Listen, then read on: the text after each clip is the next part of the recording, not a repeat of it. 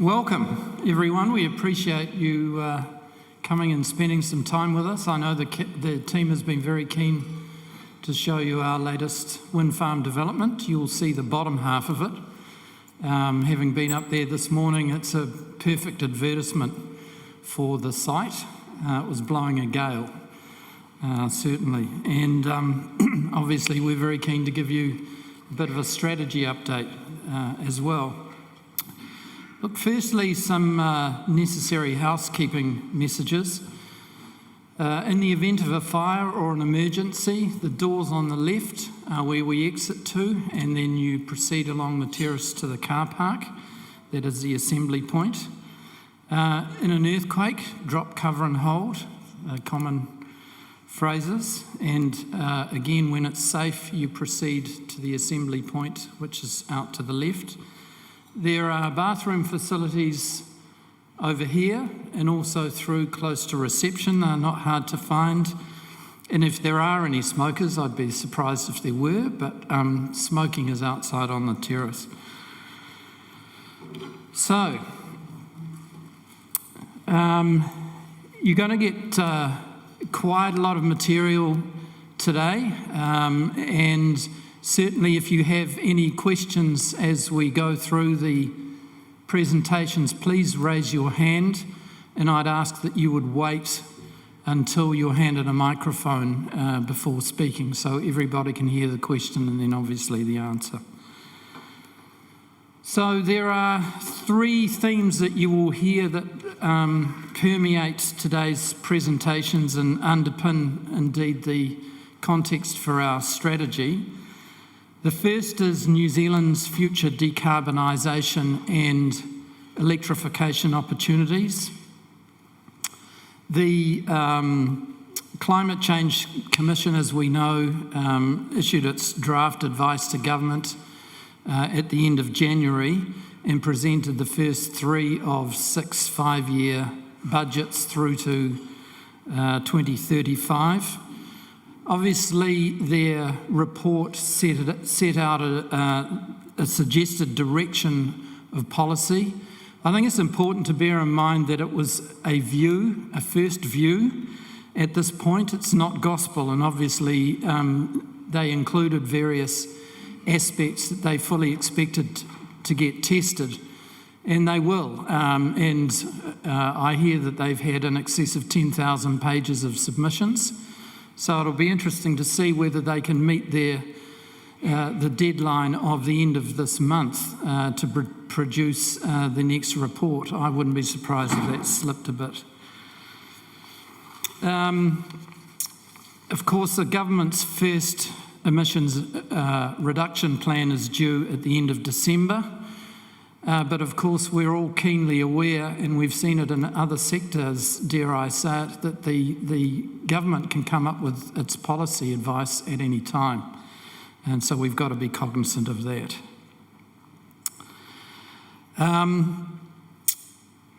The key point for us, and we see it as an opportunity, is that the abatement of carbon in New Zealand can really only happen, obviously, with electrification.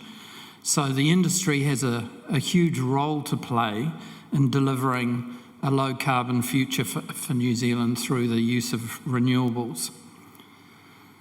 The second theme that you will hear permeate the day is the need for us as an industry to find future dry year solutions.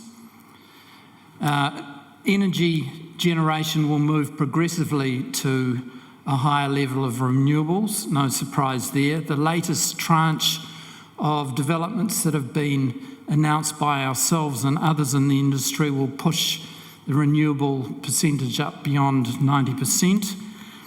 And obviously, inevitably, we will see a retirement of thermals over time, which will reduce the immediate availability of dry year cover. And the extent of the reduction may further be impacted by government policy. So, for example, at present, as we know, the government introduced this commitment to be 100% renewable by 2030. That has an impact as well. Government's focus has been on putting forward an Onslow-Mannerborn pumped storage notion, and it's obviously got potential use just beyond dry year cover, which could disrupt the current electricity market model, something that, again, certainly at Meridian, we're very conscious of. So we view it as very much it being up to industry to find a better solution for future dry year management than investment in hundreds, or not hundreds, but investment of billions of taxpayer dollars with, again, the risk of market structure change. We'd far rather see, and we think it would be a better use of public finances, to see government funding directed more at the abatement of carbon-intensive transport and industrial processes.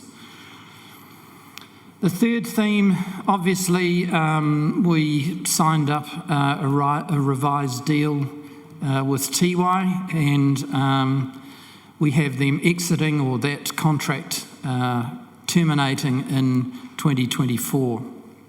So we introduced a series of initiatives. Again, the team will take you through a number of these today. In return for a lower price for the next 3 years, we have time to plan for their exit in 2024. And you would expect to see these load sources layering in over time. The pleasing thing is that Transpower's project to upgrade the Upper Clutha-Waitaki lines is running ahead of schedule, so they've really come to the party there. Our own modelling suggests that we don't need to replace the whole 5 terawatt hours of ANZUS consumption with as much new load. Our modelling suggests that about 1.5 to 2 terawatt hours of new load, coupled with increased Southland export capability, should be sufficient to achieve better prices for us. We will talk a little bit about our retail strategy. Retail growth for us is part of our strategy. And so there have been some comments on occasion recently about the amount of contracted load and growth that we're getting in the retail space at the moment. Does that make sense for us? To us it does. It's very much, retail growth is very much part of our longer term strategy and a value play for us. So we're not going to back off that anytime soon, are we, Lisa? No. So these three themes, New Zealand's decarbonisation and electrification, solving for dry year risk, the industry solving for dry year risk, and our response to the Tiwai exit in 2024, those are the key themes that you're going to talk about today. Just a very quick update on a couple of things. You're not going to hear anything on dividend policy. We're not changing our current mode of not commenting on our dividend policy or giving guidance, but there's certainly at this point no intended change to our policy, subject always to things that we can't control. In terms of the current board, in the last year or two, we've had a bit of refreshment go on. We took on 3 new members in the last 12 months. We've introduced some significant digitisation skills. We're planning for the future in that we brought on a younger engineer from the sector, from a lines company, who also has considerable health and safety experience, and we've augmented our investment and financial capability around the board table. And you will see a couple of further retirements this year, and we're in the throes of processes for board refreshment there. So further planned changes around that. I wasn't intending to speak anymore, and so that we can get into the meat of what you're here to view and also talk about and question us on. So I'll hand over to Rory Blundell, our Group Strategy Manager, to take us through the next phase. Thanks.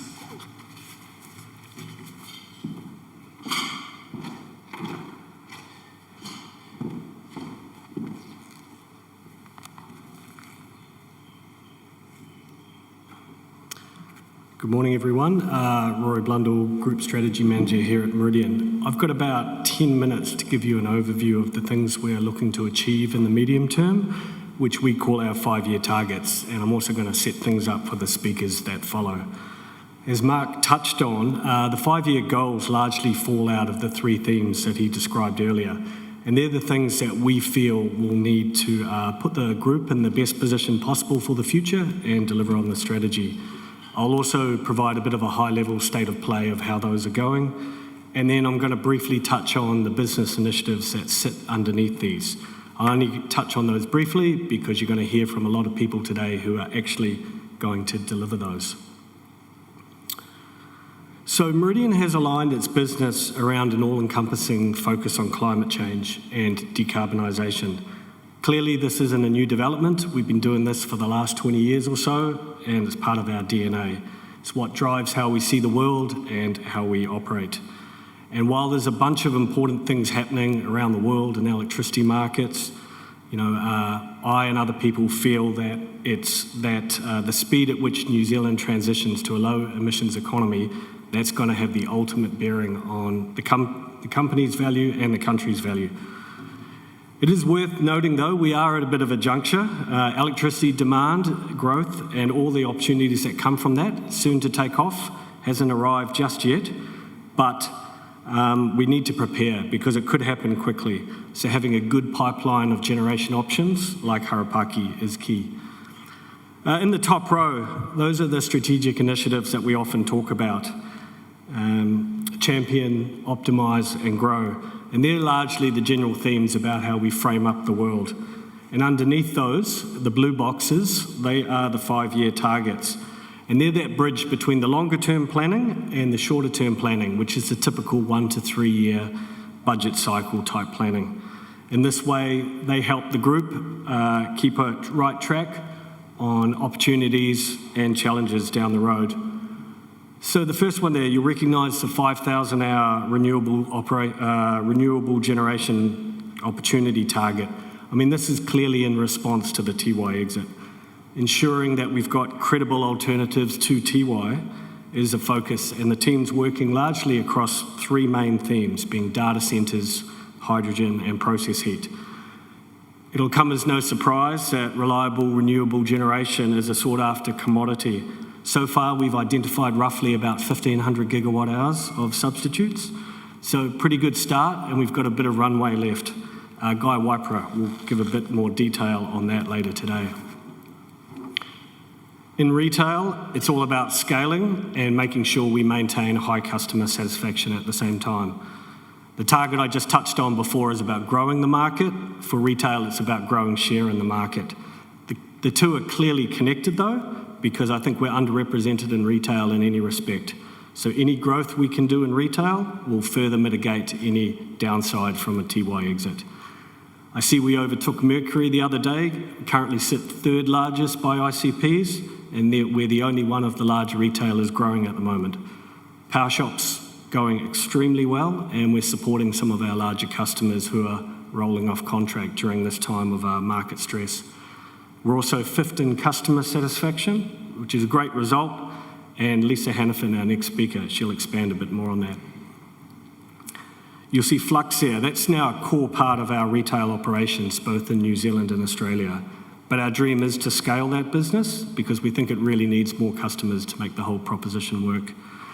The 3 million customers on Flux, it represents the kind of scale we think you need where you have that virtuous cycle of revenues, generating enhancements, which kind of delight customers, attract new customers, create revenues, and so on. So at present, we've got about 500,000 or so customers on Flux, and in FY22, their focus will be towards customer acquisition. And you've got Nick Kennedy here who will expand and give more thoughts on that. Clearly, sustainability is a core focus for Meridian, and the target really is about walking the talk and doing more in this space. I mean, nothing speaks louder than delivering great outcomes. It's a pretty big area for us, spanning policy, regulation, and how we're delivering on that fairer part of our purpose. It also covers how we're going to be perceived by other customers and stakeholders. It's no surprise we've got aspirations to be top of the tree when it comes to sustainability credentials.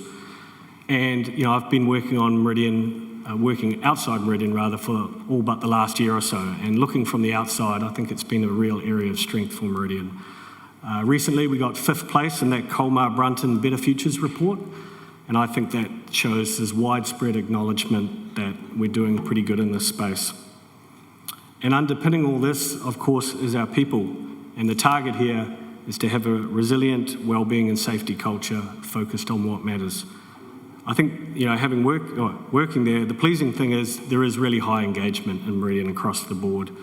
The recent engagement survey, which asks health and safety specific question, that asks people's sentiment towards health and safety, how well that's regarded by the company, and leaders' attitudes towards that. And that's currently sitting at 90%. That's extremely good.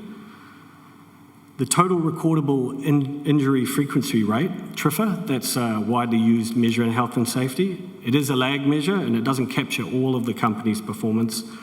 Nonetheless, our TRIFR rate is not improving, and that is an area of concern. So standing back, people recognise our efforts in this area, but more to do in this space. So that's the 5-year targets in a nutshell. I'll just now turn attention to the business initiatives that sit below that. And here they are. The ones in PowerShop Pink, which I learned is a colour after all, they're going to be explicitly covered today. And as I said before, they're that bridge between the long-term and the short-term planning.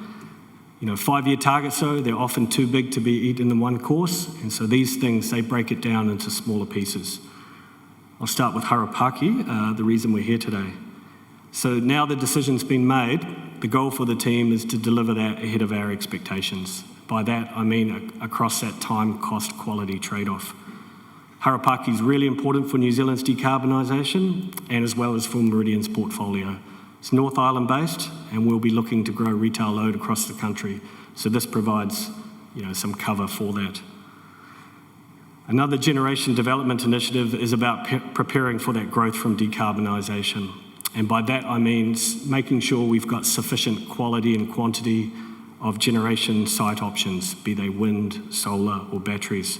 We also want to get better at the speed at which we can bring those to market, and surely we welcome any legislative changes, especially in the RMA space, that enable that. The wholesale team will continue to be instrumental to making sure any retail growth we have keeps the company within acceptable risk bounds, and it's done in a cost-effective manner. The business has to stay really coordinated on this. This is not a trivial execution, especially given the stress we're seeing in the market right now, which most commentators and the ASX futures curve suggest will be with us for some time.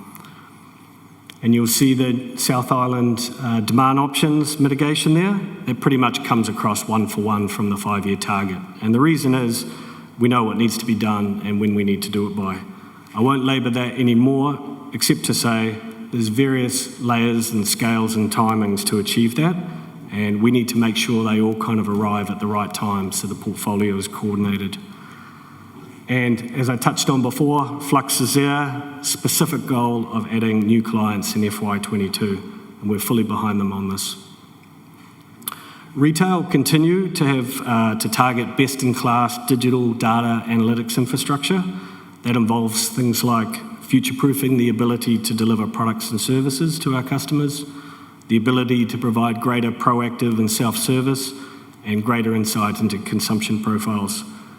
Of course, any efficiency gains from this initiative are very welcome. They'll keep pressure on cost to serve, which, as you know, key part of remaining competitive in this market. And attached to the sustainability target is our regulatory work, near-term focus being on how we can bring more renewable generation onto the grid. I think New Zealand's got one of the best electricity sectors in the world when you judge it across those three things that everybody's trying to balance: affordability, reliability, and sustainability. And I think it's really important the industry manages this in a way that preserves all the wins we've all banked this far. So we'll be making sure we have a clear voice in that view, in that space. And there's a bit on future to work, but I'll leave that to Neil, who's going to touch on that in his wrap-up. So there you have it. You can expect us to see this kind of framing when we report in the future on progress and other communications. And next, for the rest of the day, you'll hear a lot more detail about those ones in PowerShop Pink. I've nailed the timing, Owen. Look, I'm happy to take a question or two. Otherwise, we'll crack into it and we'll bring up Lisa Hannafin, Head of Retail. Thank you.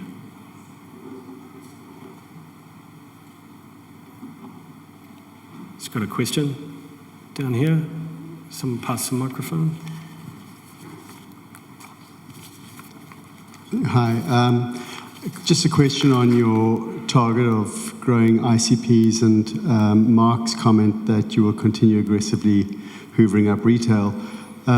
How does CNI fit into that? Where do you see your load position getting to in the next 3 or 4 years, particularly considering you don't get that Tiwai load back until then? How do you keep risk cover to make sure you don't burn up cash? Thanks for that. Is that something you want to answer, Lisa, or do you want me to take that?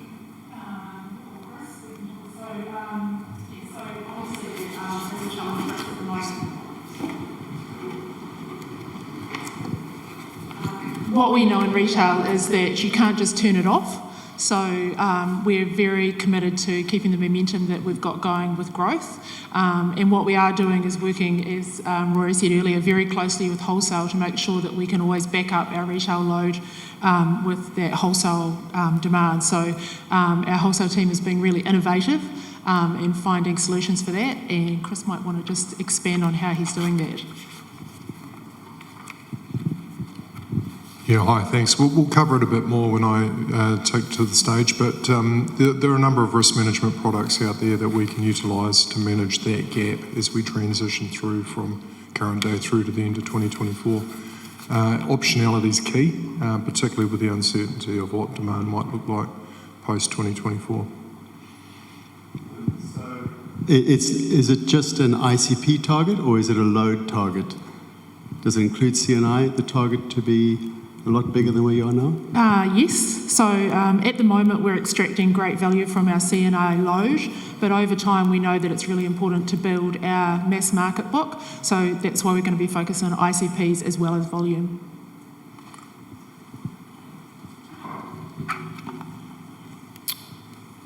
Okay, thank you.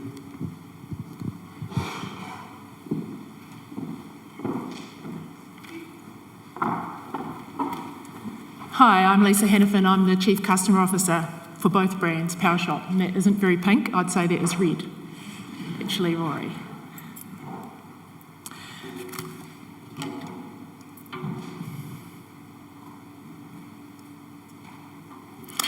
So, disciplined execution of our retail strategy is delivering sustained results. Our retail sales volumes have continued to outpace our competitors across multiple periods, and we've managed to do so at a margin that balances the needs of both our customers and our shareholders. Sales volumes continue to rise, driven predominantly by CNI and our irrigation load. And as wholesale prices lift, New Zealand retail gains more scale. Despite NZ retail experiencing significant growth and cost pressure, fixed OPEX has been well controlled and remained relatively flat over the last 6 years. This has resulted in our cost per ICP and megawatt hour declining as we scale the retail business efficiently. The focus of NZ Retail is on balancing the performance of our business today with the need to transform to continue to drive great performance into the future. We're conscious that our retail business has many structural similarities to other categories that have seen large-scale disruption from aggressive new entrants in recent years. And so our focus is squarely on being ready to compete with the new generation of competition as well as our legacy brands. One of the biggest areas continues to be using data and technology to optimise our business. This is how we'll continue to offer our customers an exceptional experience whilst finding new ways to innovate and run our business more efficiently. One of Meridian's key strategic differentiators is operating NZ Retail as one team with two distinct brands. Whilst the Meridian Group has had two retail brands for a long time, it is only in the last year that we've brought those two brands closer together, legally amalgamating the two companies and structuring the team to have a very clear, distinct multi-brand focus. There are many advantages to this model, including shared learnings, targeted deployment of the right brand to the right customer segment, and unlocking economies of scale. As you can see from the graph, the ICP count of small and medium retailers continues to grow rapidly in New Zealand. So for NZ Retail, having the PowerShop Challenger brand competing in this space has been a real advantage. At a group level, we've been able to deliver net growth in all segments. At a brand level, Meridian Residential has declined slightly, but the PowerShop growth has more than compensated for it. It's important to note that this reflects a deliberate strategy, and those customers that have left the Meridian brand were by and large lower value than the rest of the brand's customer base. It's through effectively executing our multi-brand strategy that we have recently become the third largest retailer in New Zealand. Another recent milestone is that PowerShop has now passed the 100,000 ICP mark and is having one of the fastest growth periods on record. We believe it has the growth path to become the largest retailer outside of the Gentailer Group in the very near future. A critical element of our multi-brand strategy is to consolidate our core enterprise technologies. At a core platform level, this means bringing Meridian into one proprietary Flux platform that is already in use by our PowerShop brand. NZ Retail has worked closely with our colleagues at Flux to build out the functionality required to service the Meridian customer base and ensure a smooth transition of these customers. Business-led, with significant management focus and an iterative approach has paid dividends in this complex process. We have now almost completed our residential and small business migrations with no significant customer impact events. This is nearly unheard of with projects of this magnitude, and we will continue to work through this project with the focus needed to maintain that record. Platform migrations always face the risk of causing customer disruption, but as you will see from our customer satisfaction and retention metrics, this risk has been well managed, with migrations communicated to our customer base as an upgrade, given the new features that became available, including the use of the mobile app to manage their power needs. While the program's not yet finished, the productivity benefits are already beginning to be realised. We're seeing an improved ratio of customer care agents to ICPs, driven by lower contact volumes for customers on the Flux platform. In addition, thanks to the intuitive nature of the Flux platform, the time to competency of training new agents to service customers has reduced from a 3-week formal facilitated classroom induction to just 1 week multi-channel and multi-customer segment approach with agents taking live calls. As I mentioned on the previous slide, we have managed our migration program with minimal disruption to customers, and as a result, we've continued to see strong performance and customer satisfaction metrics. In the PowerShop brand, NPS has been stable and customer satisfaction has been retained at second place. That's despite our aggressive customer base growth and keeping flat costs. In the Meridian brand, the UTS that played out in the media undoubtedly was a driver of the variance you'll see through the year, but a concerted effort from our team has managed that back to pre-UTS levels as quickly as possible, in turn helping to maintain that growth momentum. Our focus on being ready for the next generation of competition sets us up well to maintain these trajectories. And while we do not expect to get everything right, we believe that we're on the right pathway. I would like to reiterate how hard it is to achieve stable CSAT during a big platform transformation and acknowledge the dedication of our teams and their efforts in achieving this. Retention is just as, or even more important as acquisition. There's no silver bullet to improving customer retention rates. It's the cumulative impact of lots of little things. It's a game of inches, but if you maintain discipline and a focus and focused, you can drive great outcomes. NZ Retail's continued improvement in performance is driven by data, analysing a multitude of data sources to understand the triggers of churn, small-scale tests to assess the impact of certain actions to prevent churn, and scaling successful tests across larger customer groups to maximise the benefit. Initiatives can be bespoke to a particular brand, recognising that customer segments are different in each of our brands, or shared where the learning can apply to both brands. Another example of our multi-brand strategy delivering value. An example of this is we've recently reviewed the PowerShop post-paid product called Light and made significant changes to the availability of this product based on retention performance versus the rest of our customer base. In doing so, we've improved customer experience for our shoppers as well as simplifying the experience for our agents and support team. We've deployed resources to constantly focus on optimisations and are seeing positive results that outpace market average performance. It's worth calling out here that both our brands are in very good health. Since our amalgamation, we've leveraged the experience across brands effectively to address key measures in PowerShop that are seeing it achieve some of its fastest growth on record. And despite challenges in the past year to the wider group, the Meridian brand remains in exceptional health relative to competitors, being the only gentailer brand to meaningfully grow customer numbers.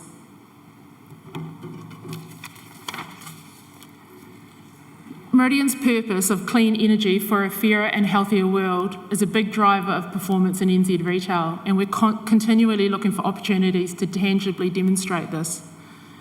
We continue to support our long-standing partners KidsCan and the Kakapo Recovery Program, whilst also undertaking a number of innovative new initiatives to accelerate decarbonisation and build demand. We've recently announced our intention to build our own EV charging network and are progressing conversations positively for some major installations. As with all participants in the market, progress has started slowly, but is now accelerating in a way that makes us confident in the coming periods. Earlier this year, we launched our process heat electrification program. We're working closely with our first 3 customers whose process heat conversions will be roughly the equivalent of taking 8,000 cars worth of carbon off the road. We have a strong pipeline of opportunity and will continue to grow this program to help more of our customers make the switch to electricity and assist New Zealand in its decarbonisation ambition. Both the EV and process heat programs provide the opportunity to partner with customers and deliver solutions that go beyond just electricity supply. They both also help to stimulate demand, which is important for the growth of our business, at the same time as genuinely partnering with customers to help them be more sustainable and in the long term more efficient. Due to customer demand, our certified renewable energy product has moved from strength to strength since launch, with many global customers taking part. This will become a natural source of funding for our further decarbonisation efforts. We have plans to expand this offering further in the coming year. After a brief hiatus as we evaluated a potential Tiwai exit, our commercial solar program is now looking at additional new opportunities of scale, and we're progressing positively with this work. More broadly, we are keeping a watching eye for distributed generation and storage opportunities and believe our data and technology focus will position us well to move quickly at the appropriate time with new products and propositions to meet and exceed customer expectations. Finally, our way of working continues to evolve. The program to migrate customers onto Flux was always more than just technology. It's a broader transformation of how we operate our retail business. We've changed the way we work in NZ Retail and have seen benefits across the spectrum, ranging from improvements in the way we service customers, efficiency gains, and the engagement of our people. 2 key areas that have had the biggest impact are firstly, building capability to allow our people to work in a more progressive and cross-functional manner. This has driven better business outcomes as well as providing the resources we need to accelerate the ongoing innovation and performance that we know is required to ensure our business can continue to scale efficiently. Secondly, our approach to having a broader frontline capability. The Flux platform has allowed our frontline people to have the tools and capability to deliver a better and more seamless frontline experience, which means that our customer satisfaction has strengthened as well as our efficiency as we move to one call resolution. Our people are the most critical component to executing our strategy, and the development of our new way of working ensures that we can retain and attract the best talent in New Zealand. Thank you, and I'm happy to take any questions you might have.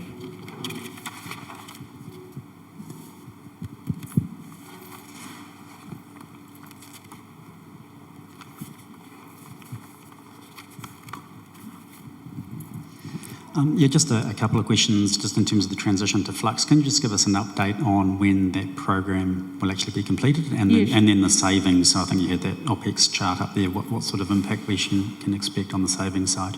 Yeah, great.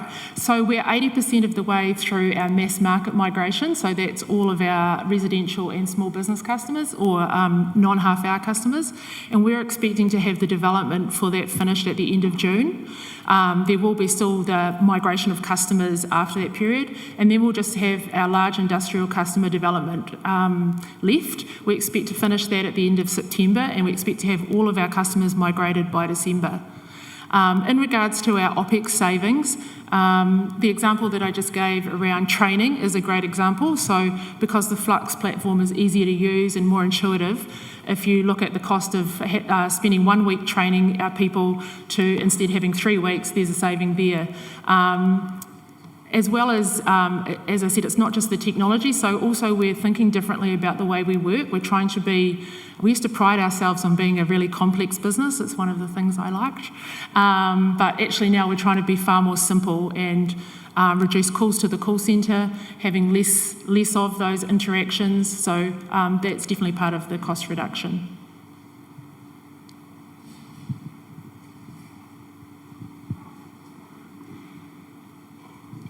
Thanks. Can you just briefly elaborate on how the process heat conversions works, please? Yep, sure. So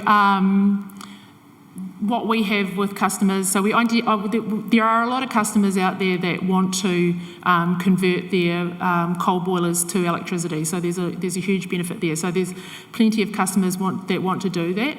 At the moment, what they find, or the reason that they haven't done it till now, is because they haven't had long-term certainty in pricing. So what we've been able to do is provide them a long-term contract with a stable price so that they can factor that into their business case. And so that's really what it is. So we're just facilitating that by providing that long-term supply contract. And there is some funding that they normally get from ECA, and then sometimes we support that a little bit. So we're coordinating that activity.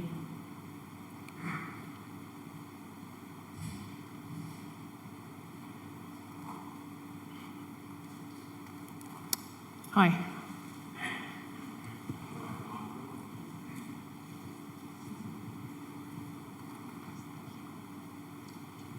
Hi, Lisa. The e-certified product you mentioned, firstly, how do you actually achieve that?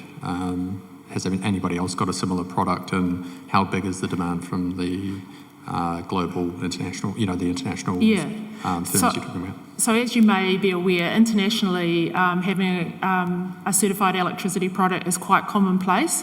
So the customers that have demanded it from us now are people that are playing in the international stage. So normally their board would expect them to have it, and they're quite surprised that in New Zealand we don't have it. So how it works is that we work with a third party who certifies that the electricity that we're providing that customer comes from renewable generation, and there is a charge for that. Sorry, just to follow up, is the scope for sales into that channel quite large in New Zealand? It is at the moment, and as I say, it's generally those customers that are, an example is Fisher and Paykel. So larger customers that are playing internationally, they're expected to have their energy consumption certified. Yeah.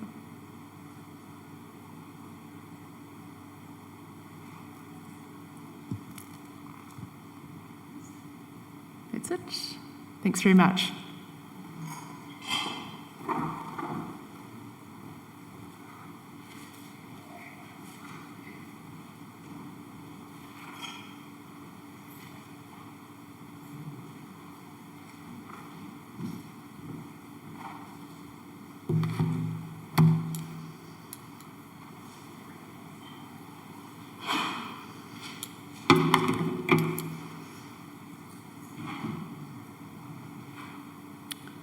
Excellent. All the technology is working. Kia ora koutou katoa, ko Nick Kennedy aho. I'm the CEO of Flux Federation, and it is a real pleasure to present our vision for growth to you all today. Now, I thought before jumping into the slides, it might be helpful to give you all a bit of context around where we have come from and what it is that we do at Flux. So Flux was born out of PowerShop around about 4 or 5 years ago, and it was a software platform that the PowerShop retail businesses in New Zealand, Australia and the UK were using to run their back office and customer-facing apps. And so Flux is a software as a service offering, and we provide solutions to retailers to help them run their businesses efficiently and enable them to respond to the changing market conditions as they unfold. Now, I took over the reins at Flux about 18 months ago now, and it is fair to say that I took on a work in progress. My first role was to get the Meridian migration onto the Flux platform project back on track, and then to explore scaling Flux globally. So Flux, I think the best way to describe it is it was a startup that really needed to grow up in order to run that project properly.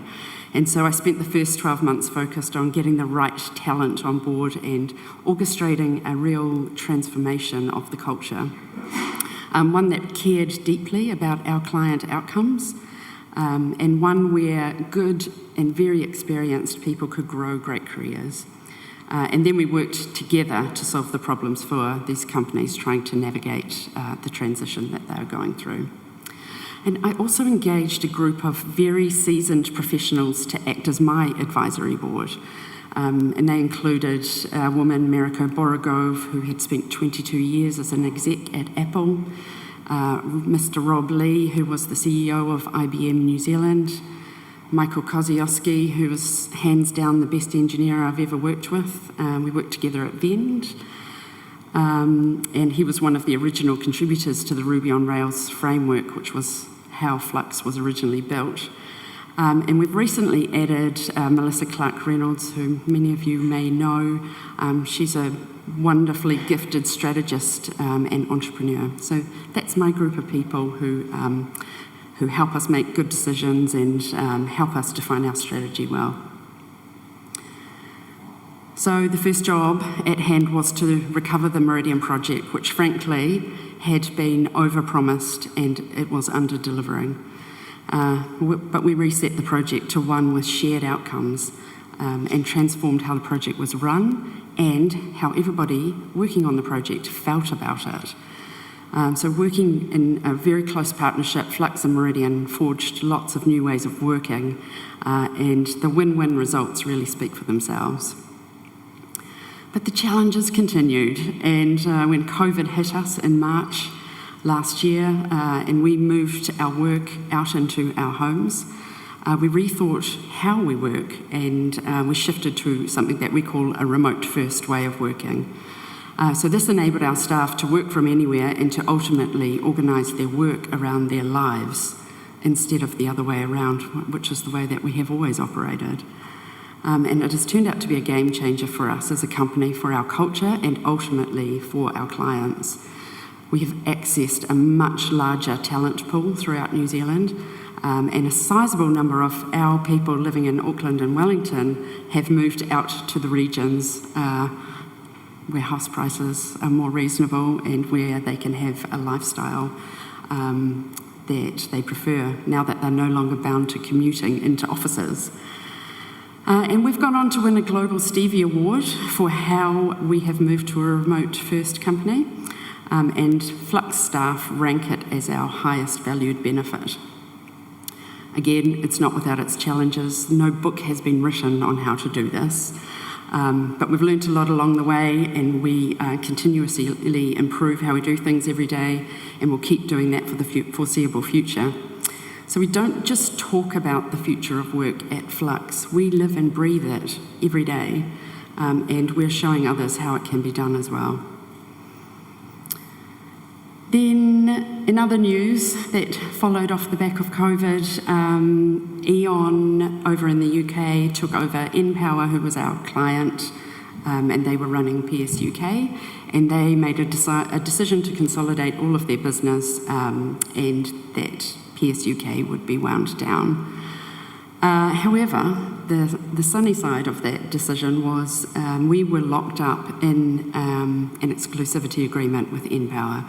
So we have now been freed from that agreement, and we are active in market in the UK right now, looking for new clients. Just yesterday, we brought on a new top sales performer over there, and 2 weeks ago, we hired our VP of Global Sales based out of Australia.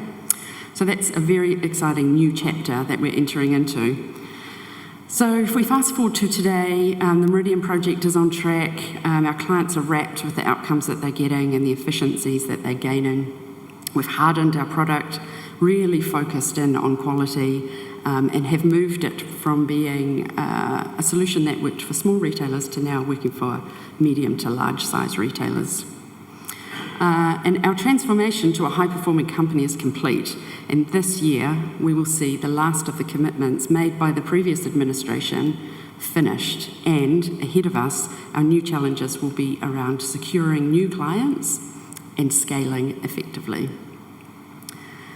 Now, you are all investors in this room, so you are interested in growth and opportunity. So let me now briefly touch on how we see that unfolding for Flux over the next 12 months. We've taken a lot of time to dig deep and do a lot of market research to learn about our clients' businesses and to understand where the challenges and opportunities lie in the market. And a great thing about that travel ban is it's been very easy to get on Zoom calls with all sorts of experts in this industry around the world. And from those discussions, we're convinced that we have a product that is world-class, and we are entering the market at exactly the right time, when there's a seismic shift forcing energy retailers to really rethink and improve their operations. And what we know is that energy retailers really have been underserved in the past.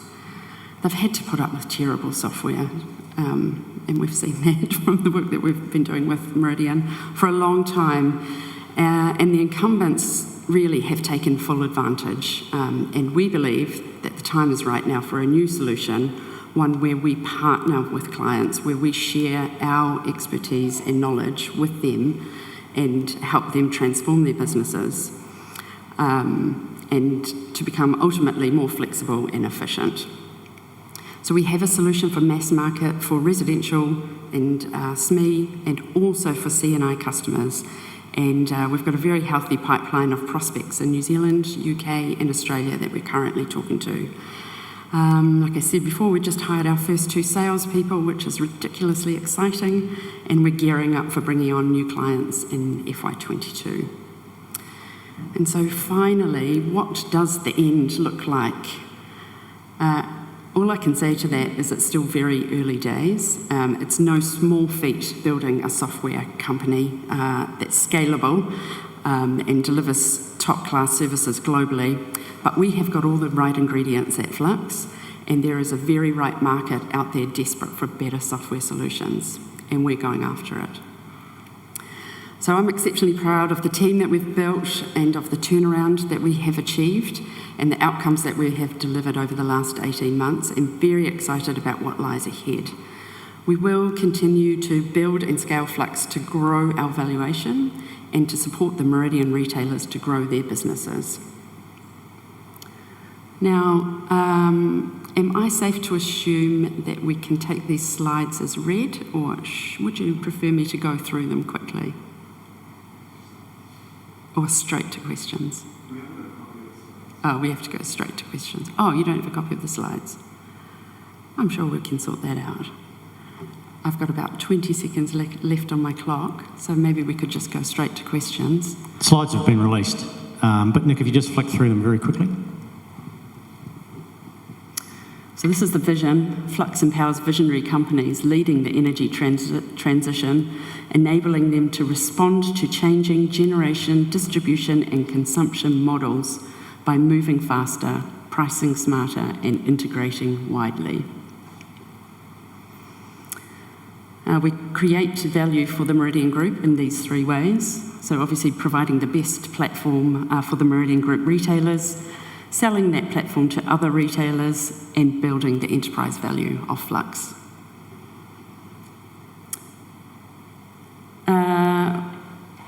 Just some fast facts there. Still 100% owned by Meridian Energy. We've got about 250 staff around the globe. We operate in a remote-first manner, so we have very low office costs. We've got a world-class exec team. We're targeting growth specifically in Australia, New Zealand and the UK at the moment, mass market, SME and C&I. And these are all the things that we assist clients with. We will send this pack out for you all later so you can read through it. But essentially what's happening in the market, the energy retailers globally are being challenged like never before. The 3 Ds, digitisation, decentralisation and decarbonisation, is on the top of all retailers' agenda, and it's driving the decisions that they need to make. On top of that, there is increasing regulation, specifically in the UK, and AU is following close behind, not so much in New Zealand yet. The competition landscape is also changing. So what has traditionally been a generation through to a retailer, through to a consumer, we're now seeing lots of other players move into that space, not least the oil companies, and they're coming in hot and they're coming in with a lot of cash. There's pressure on margins, we know that, and challenging stakeholder demands. And the last one is also quite interesting, low in-house change in digital skills and talent within these energy retailers. So that's an area that we think Flux can really help.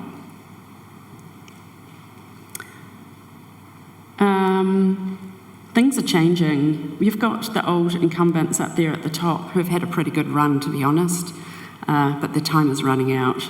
The new entrants at the bottom are primarily tech-first companies who are building software in a way that enables these energy retailers to be more flexible. So you can see the top three there are all owned by generators as well. And then at the bottom there, we've got another player, NSEC, based over in the UK. Our offerings are quite different. They've come from different angles. But essentially, most of them have billing at the heart of it. And that's how we think about Flux as well. It's the beating heart of your organisation. It's the thing that has to always work. It's got to be accurate, and you've got to love it.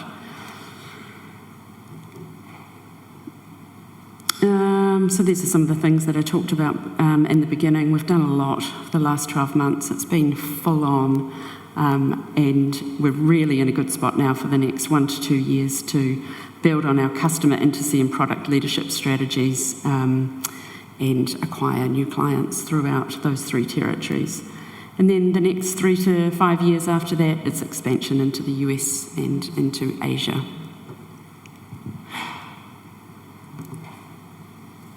And that's it. Any questions? Symbolically, Nick, you've got an online question. Someone wants to know how old is the core tech of Flux and how does it stack up against the competition? What investment is required to improve or update it to best in class? Yeah, well, we think it is best in class. So what we have is a very mature tech stack that is solid. We've spent a lot of time making sure that the data that goes into Flux that matches the quality of the data that comes out, and we know it works because it's in market and it's not throwing up a whole ton of errors. At the same time, you always have to have your eye on the next horizon, and the next horizon for us is the second and third horizons, where the new software that we are building out, well, it uses what we have built as foundations. We are building that out in a slightly different style. It's called microservices. I don't know if that means anything to any of you, but it essentially just adds flexibility, and it means we can move faster, and it means that our clients can utilise those microservices as they have API layers around them, which enables data to go in and out in a very smooth, clean and easy way.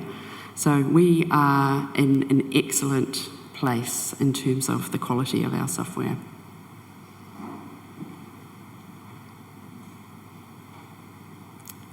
Could you just two questions? One is, can you talk a little bit about if there has been any? You mentioned there about talent acquired through COVID. Can you talk about churn of the team? Yeah. And can you just talk about the incentive structure of the team versus the incentive structure of Meridian? Are they aligned? Are they separate? Yep, they are separate. I'll go from backwards. The incentive structures at Flux are very much based around what it is that we are trying to achieve, and they are at the exec level only. Meridian has a different setup. And in terms of, what was your first question? Staff churn. Yeah. When you go into transforming a company, there always has to be change. And some people love that change and some people hate it. And we had a period over the last 12 months, or it's a little bit less than that, probably 9 months, where we had quite high churn of people at Flux. And that was not regrettable. We used those roles to then bring people in, very senior, very experienced, and I think that made a fundamental difference to our business, how it runs, how we're thinking about building software. Yeah. That churn now is down to just spot on. I think we looked in March and we were just at national averages. Yeah. What is changing, though, in New Zealand, which is quite interesting, is our the period that you tend to keep, especially a software developer, in your business is shrinking. And that has been, there's lots of market forces that is causing that to happen. Not least with our borders being shut down, we're bringing less tech talent into the country, but the requirement for tech talent is going up, so the prices are going up. So there's huge demand for good people, so don't tell anybody that I've got the best people in New Zealand, because I don't want to be losing any of them. But yeah, so that's why making sure that our culture is fantastic, that's the way that we keep people for longer at Flux, because there's only so much you can pay people.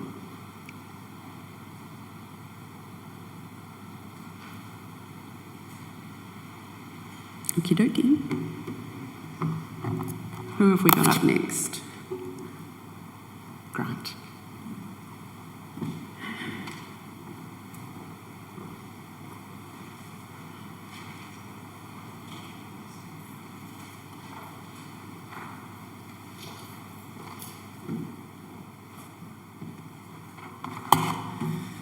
This is very oddly like talking at a wedding. Or a funeral. Let's stick with the wedding metaphor. That's a much better one. Hi. I'm Grant Telfer. So today we're going to be staring at some future-facing stuff, mostly on the wholesale side of things. That's what I find interesting. And that's largely my role at Meridian. All that and generally slightly annoying people is the other main role. So that's what we're here to do. So we're trying to stare at the future.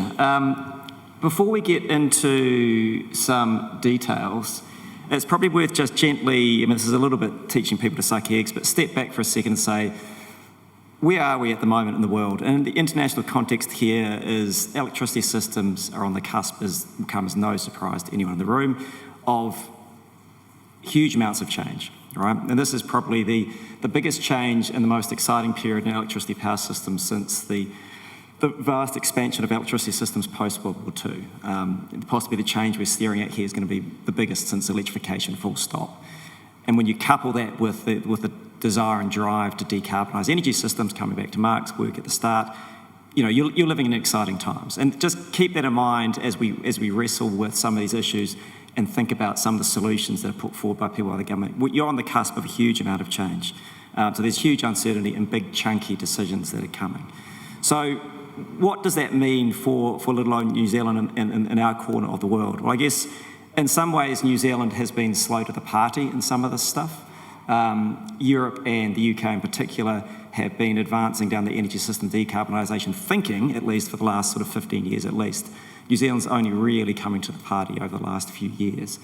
But in other ways, New Zealand is uniquely placed, I think, to advance quite rapidly through this space, given the nature of our power system and the resources we have available. So where we are today, I guess, is that New Zealand, cross-party, shares the same broad decarbonisation vision that the rest of the globe is starting to align behind, and that's great.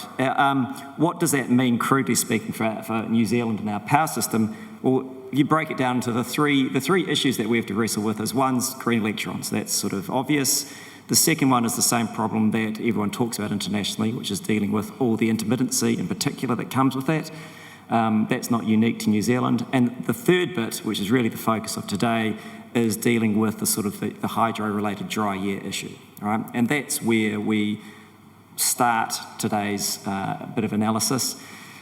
If you add to that, for Meridian in particular, the is Tiwai here, is Tiwai not, post-2024, the possibility of the smelter at the bottom of the Southland closing and releasing a whole 5,000 gigawatt hours of energy free into the system creates a particular impetus for Meridian to have a closer look at how we think some of this stuff could hang together. And that's what we're doing here today in the brief time we've got. In particular, touching on the area that Guy Waipara is going to talk about later, which is demand at the bottom of the South Island that is flexible, is really where we're trying to get the conversation to. What role could that play in the broader dialogue that we have here within New Zealand? So that's what we're wrestling with today. There's a whole bunch of pages that have been deleted because we've only got 15 minutes, so I'll try and work through this without confusing everyone. What we're exploring analytically is a modelling exercise, right? And the modelling, if you like, is your attempt to say this is what the economics and a well-designed market are capable of doing. Whether you get to that perfect purity, we'll see. We hope we all get there with enough will and enough good regulation and market design. So these are modelling exercises. We are focusing here, I'm calling it 2030, largely because that's the language the government's been using. Is it 2030? Is it 2035? Doesn't really matter too much, but it's around that period. This is very similar in nature to the sort of work that the Climate Change Commission's been doing, where we're attempting to look at a market in equilibrium. And when I say equilibrium, what do I mean? It's dynamic efficiency, so it's investment equilibrium. So we have everything in the market that's coming in is still making money, is point one. With the one exception, which we'll come back to, I'm deliberately ring-fencing the mostly unknown costs of some of the specific flexibility costs, like the sort of the 4 billion Onslow costs we're just putting to one side for a second. Everything else in these analysis are all making money in the energy-only market that we have today. So that's the idea, is to have a snapshot of a market in equilibrium in 2030 where you've shut off almost all the thermal in the power system, ideally all of it if you're aligning yourself to government intent. Government policy hasn't really been written yet, but government intent, all of it. So that's the goal, all right? I guess there's a range of ways you can do that, and very, very briefly, if you look at, there's a range of scenarios. The obvious one the government's hung its hat on is Onslow. And you can see there's a range of, how many have I got there? 7 different ways you can think about solving some of the dry year flexibility issues on top of electrons and on top of intermittency in New Zealand. On the left here, you can see BAU today, that's over the next few years, just to give you a sense of context. And as you move towards the right on that chart, I like charts, by the way. If you don't like charts, I don't really apologise. You just have to deal with my charts. You've got some amount of flexible hydrogen on the first left-hand bar there. The next one along is flexible demand in Southland that only flexes down. Now that could be aluminium, it could be hydrogen. It's just some demand in the Southland that flexes in a dry year, right? Doesn't really matter from the point of view of a modelling exercise. Gas turbines, that's a fairly obvious solution. That's just conventional fast start gas turbines flexing in the market as they do. Onslow, hopefully everyone doesn't need any explanation of what that is. That's the pump storage facility uphill from Roxburgh. Coal reserve plant, that's the other idea that people have of taking the Rankine units in particular and jamming them to the side of the market. Overbuild is perhaps the wrong word to use. This is where you don't have any specific flexible mechanism. You just keep jamming in more and more renewables into the power system until your investment metrics normalise. And then issues around how reliable, how much outage do you have, all that, it just fall out of the back end of that analysis. The final one is one that's sort of brought to us. Somebody said, well, what if we don't do Onslow? What if you have bigger lakes elsewhere? And the ones that people always mention, Manapori High Dam, which would be a terrible idea, or Pukeki High Dam is another one that people mention. So I said, well, all right, fine, we can do those numbers. It's not that hard. So that's the range of analysis and scenarios of ways we're thinking about one could look to have a highly renewable power system. All of them rely, keep in mind, all of them rely on other parts of the power system flexing. None of these solutions have to do the heavy lifting in a dry year by themselves. With enough renewables in the power system, you can expect some amount of renewable spill to play a role there. You can expect some amount of economic demand response, whatever that looks like, to play a role as well. So you don't have to have one of these solutions doing all the heavy lifting. The other thing to keep in mind, really, if you think about the amount of electrons, is the amount of new generation to go from that left-hand bar to the first of the right-hand bar is in the New Zealand context, in a 9-year time frame, if you're sticking to government's ideas, is simply enormous, right? There's a huge amount of new electrons you'd have to put in the ground. And that's just about green electrons. That's not about dry year flex. There's a lot of work you'd have to do. So pace and change and scale of that in a New Zealand context is going to be challenging if the government's serious. What you might conclude from all of that is perhaps the obvious, is that at the back end of all that, analytically, does this work? Yes, they can all do the job. They all produce a power system that, in theory, can work. In terms of lights stay on, carbon is low, average costs aren't out of control, but you would expect to see quite different behaviour in terms of how wholesale prices, storage and generation patterns behave. Compared to today's market, it's quite a different beast. So there's a lot of change in the way things will flop around. We haven't got much time, so briefly all I'm going to do is just touch on 3 of those solutions just to dig into them a little bit deeper. We do quite detailed power system modelling. I'm not going to bore anyone with that. You can come to me for charts afterwards if you like. But it's worth focusing on some of the flexible demand ones in particular is the one where we have a lot of interest, and that's dovetailing with the area to try and stimulate demand post the smelter. So first one would be, you've got a demand facility in Southland that just happens to be around 5 terawatt hours, which just happens to be the same size as the current smelter, and is around 610 megawatts. Now, if you bake into such a facility, whether it's making hydrogen or biscuits or widgets, it doesn't really matter, a range of rules about how that might flex out in terms of turn-off consumption when things get progressively drier, how does that fit? When we did this work, we didn't really have any preconceived ideas of how this would look. That histogram over on the right-hand side there is a description of the annual distribution we would expect to see for production from this facility. And what you see is most of the time you hit pretty much what you'd expect. It's sort of similar to a baseload operation, right?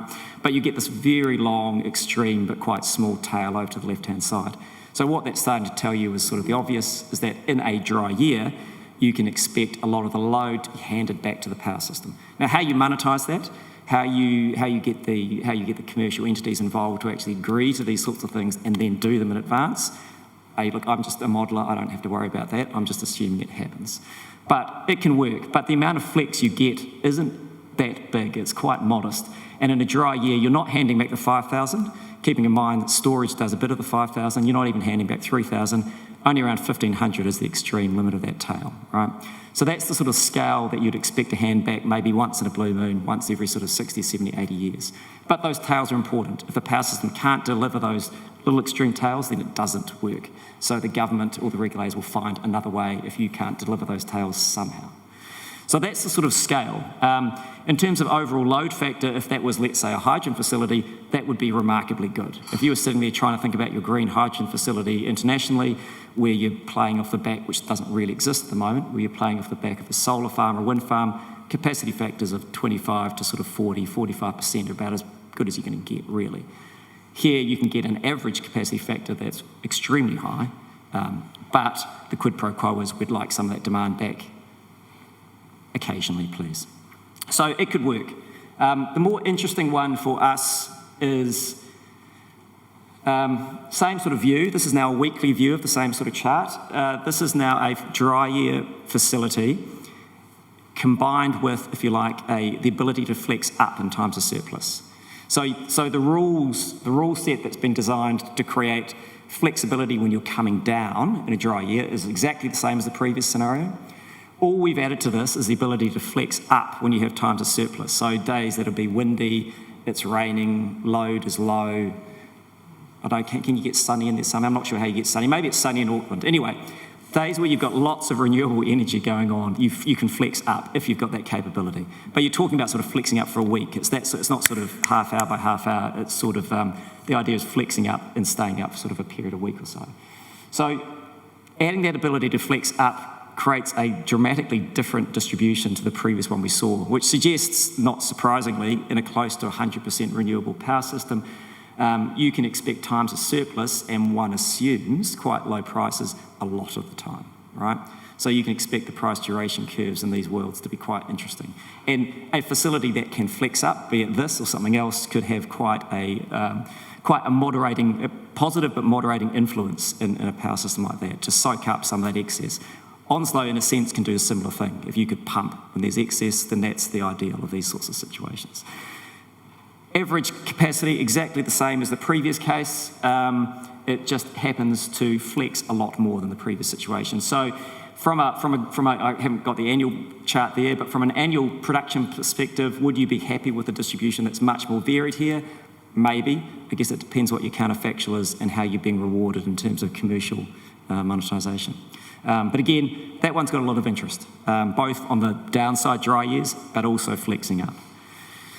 And you can see there's other aspects there. You read this at your leisure. Some strong seasonality. There are times when, in theory, the power system would take the entire sort of megawatts, all megawatts you've got available back, but not for long, right? So that's the sort of thing that could happen ideally.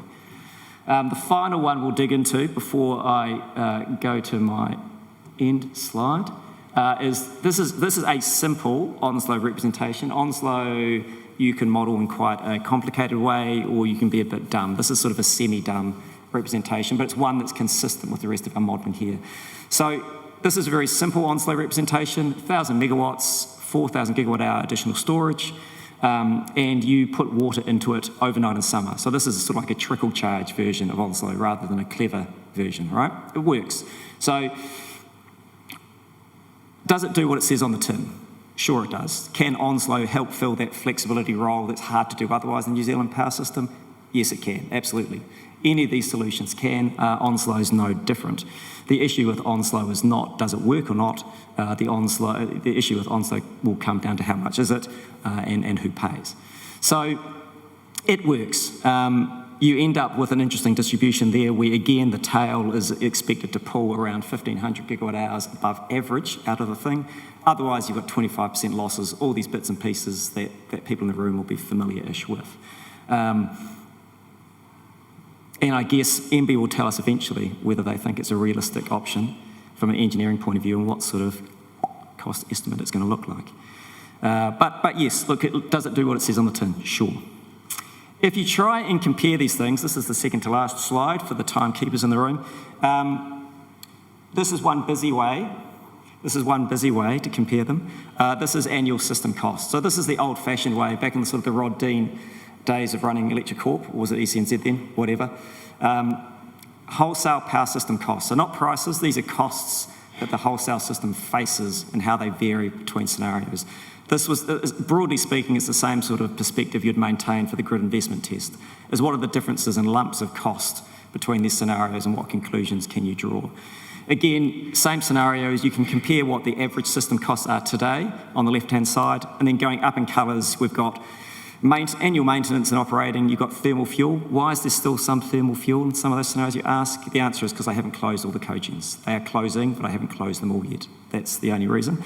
There's some carbon costs, some transmission costs, and the blue bit, of course, is the interesting one. That's the annuitised capital of all of those lovely green electrons we jam in the power system. The bit on top, the little sort of squiggly little red bars, that's the annuitised additional costs of the flexibility. That's the bit where I said I've cheated and I've ring-fenced those costs and kept them to one side. So if you ignore those and just focus on the standard cost of building more wind, geothermal, solar, whatever, you get to the top of that stack. If you start adding in the costs like what's the annuitised cost of an Onslow at 4 billion, then you pop to those little squares up the top. So I guess things you can conclude from that are average system cost compared to today, future cast to some of these scenarios, they don't look that different. So you can sort of see why ministers and co, if they're looking superficially, go, well, that doesn't look that bad, let's roll on. They don't look dramatically different than today's average costs. So you can sort of see where politicians come from to some degree. The other thing is there's not a huge amount of difference in an absolute sense between the scenarios, right? They all are in a similar space. It's not as if one's 4 billion and one's 15 billion. You don't have that scale of difference between these solutions. You do have modest differences until you add in the additional flexibility costs, and that's when things get interesting. And it will be the socialisation of those costs, who pays and how, and does it stamp on the market that we have today, are all going to be the problematic issues or not for some of them solutions. And the final bit before I move on to my final slide is that system cost is fine, but it's only one aspect. It's useful, as much as some people roll their eyes at it, it's useful keeping in mind the whole trilemma space and thinking that there's other metrics by which people judge how well we as an industry and an energy system are doing. And carbon and keeping lights on and security are obviously two of them. But also, volatility, investment, market stability, all these aspects you could imagine might have different ways. Some of them might be more qualitative, that some of these scenarios play out against others. But cost is the one in the past in New Zealand for the last sort of 40 years at least, we mostly look at cost and don't move past there.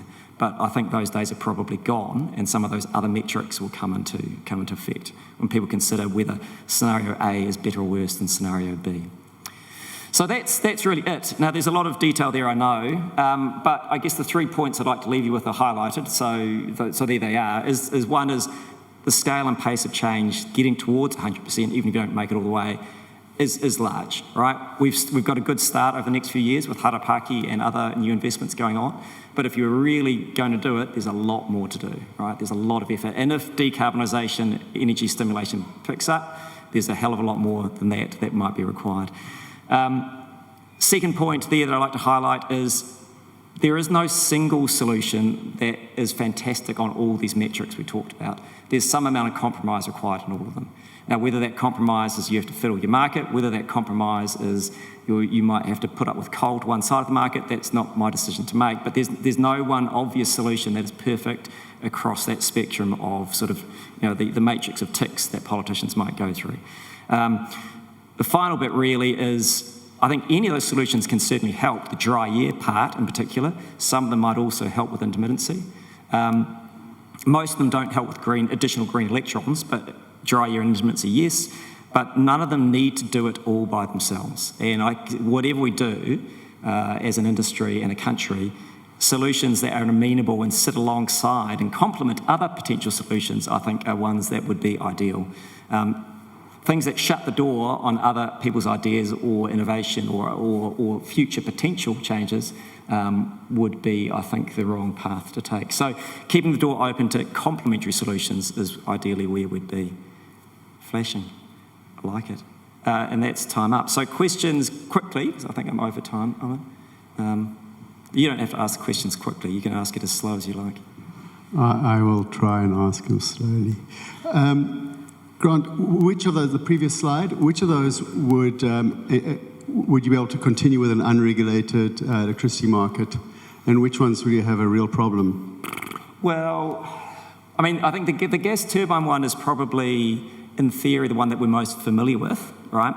I think the issue, which again will come as no surprise to anyone in the room, is upstream gas flexibility and how you keep the fixed cost side of the gas industry going is probably still going to be problematic. So whether that's left to pure commercial arrangements or whether you have to support that part of the industry in some way, shape or form is still a question mark. And I know Grid Industry Council's talking about that at the moment and putting out their report soon, I believe. So that one's probably the easiest. In theory, the overbuild ones ironically sort of work best because there's no specific giant billion-dollar thing over here that you have to pay for. There's just a lot of wind or solar or geothermal that might not quite get as many electrons into the grid as you thought it would. So in a sense, the overbuild solutions can work best from that point of view, but they are, of course, the most volatile and insane in terms of price or storage or anything else. So as long as people can cope with that, with volatility, and I think the market's doing, there's mixed attitudes out there at the moment with how we're doing with today's volatility. That's the quid pro quo. And that's sort of what I meant before, is that there's no perfect solution. That one's probably most amenable to energy only because there's no additional payments, but it has other consequences, and volatility is one of them. And how many PJs of gas are left in 2030 in your gas in the system? For the cogen ones? Yeah. I'd have to do not many. So I'm just saying, so it'll be like the Glenbrooks and all the rest of the world, so there's probably under 10. I could tell you, I'd have to open my magic spreadsheet. Thanks.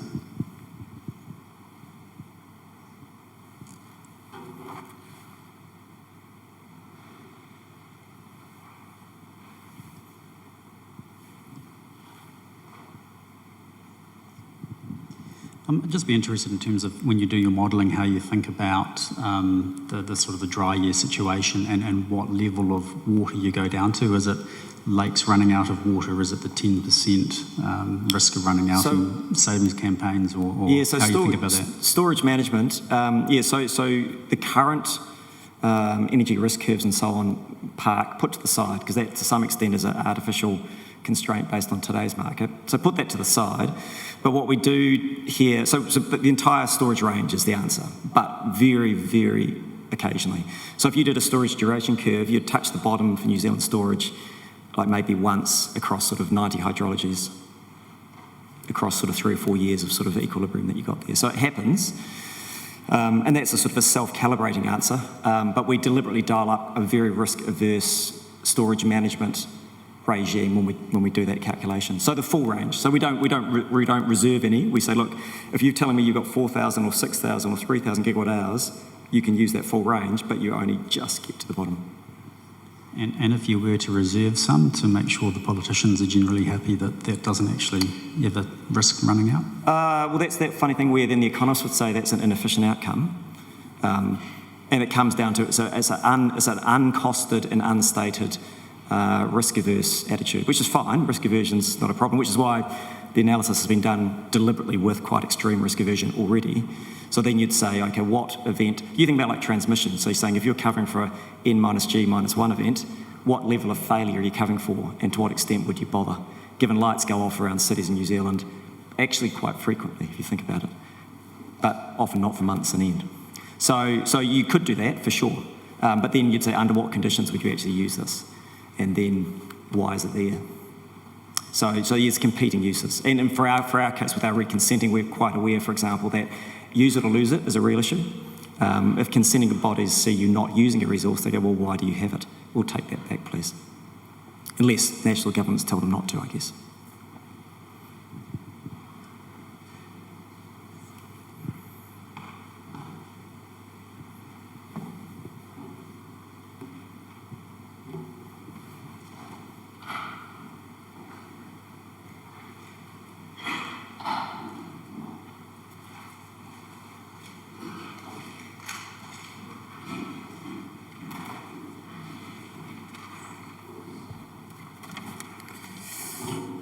Right.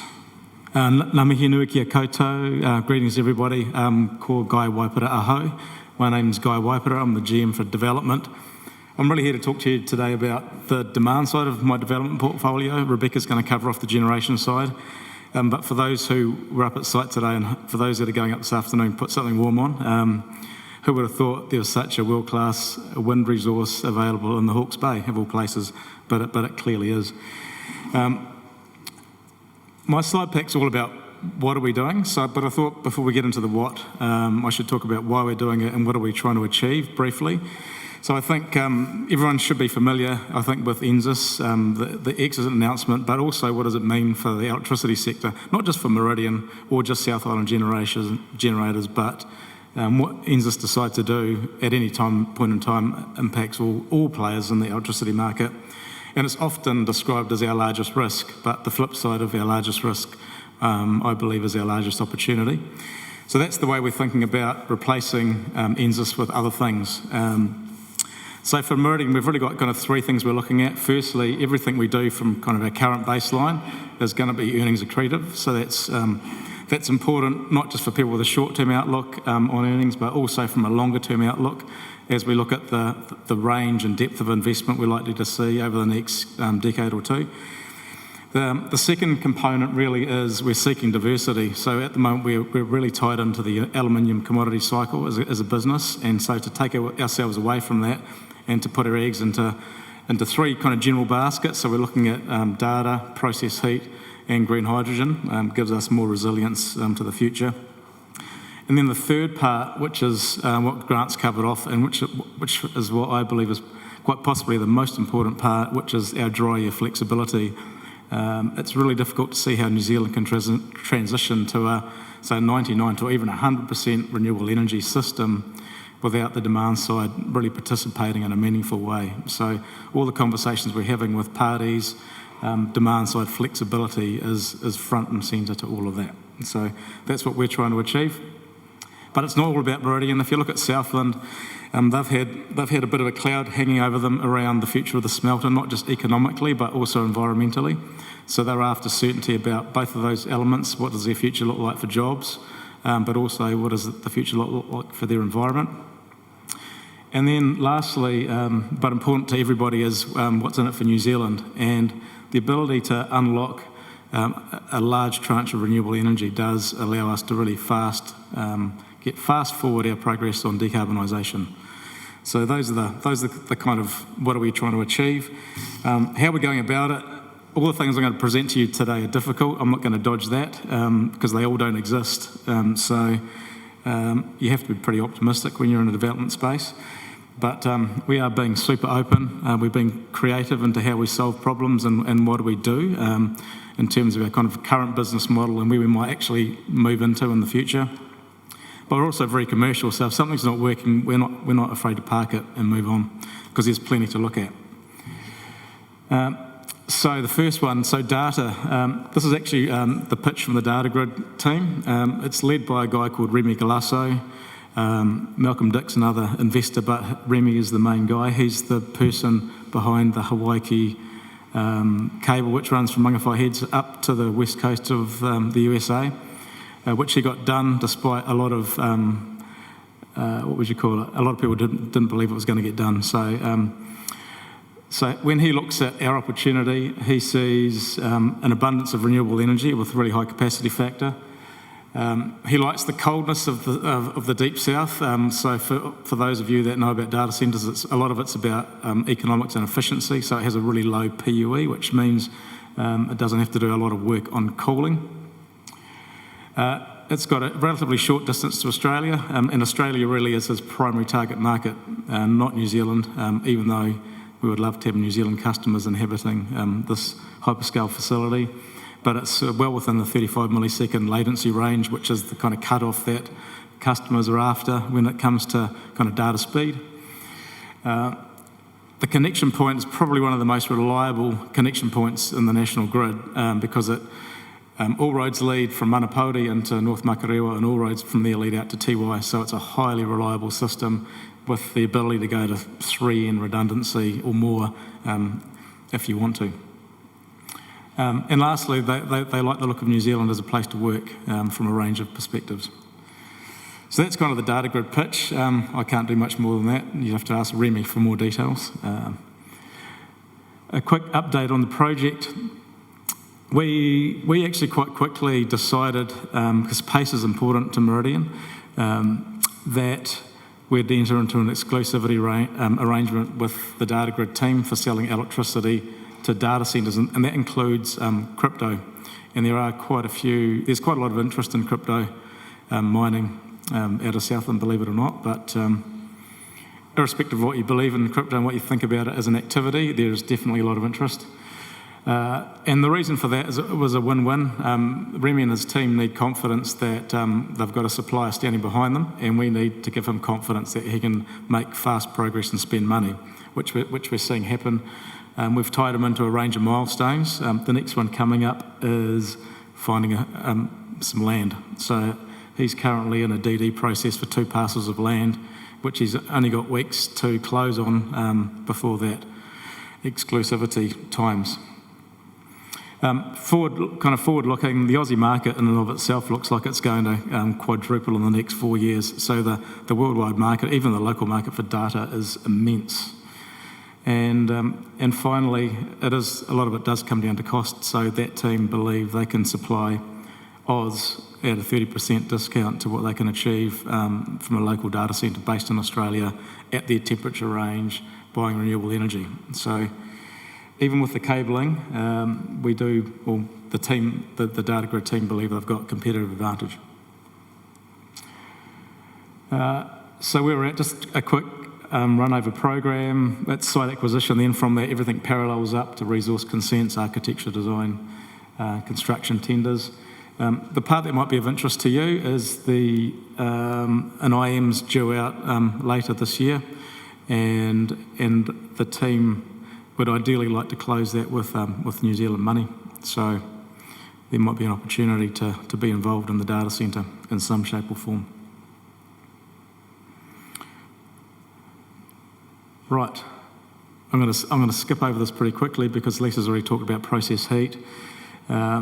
So I've got a really small team. Lisa's got a bit of a larger kind of sales force. So we've compartmental. We're split up basically the way we chase process heat between the smaller scale stuff, which, as Lisa talked about, that the bottleneck really has been giving counterparties long-term confidence in power supply that they can offset their capital investment, which has got a longer-term payback. So we've kind of jumped that hurdle, and we're offering long-term offers with good pricing, provided it's a decarbonisation play.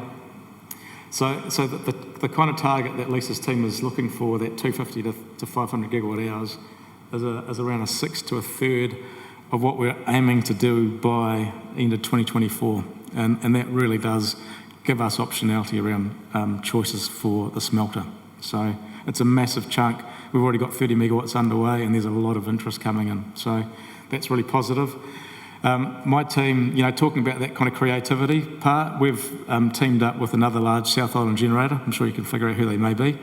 And we've syndicated an offer to another large user of process heat. I'm sure you can figure out who that might be as well.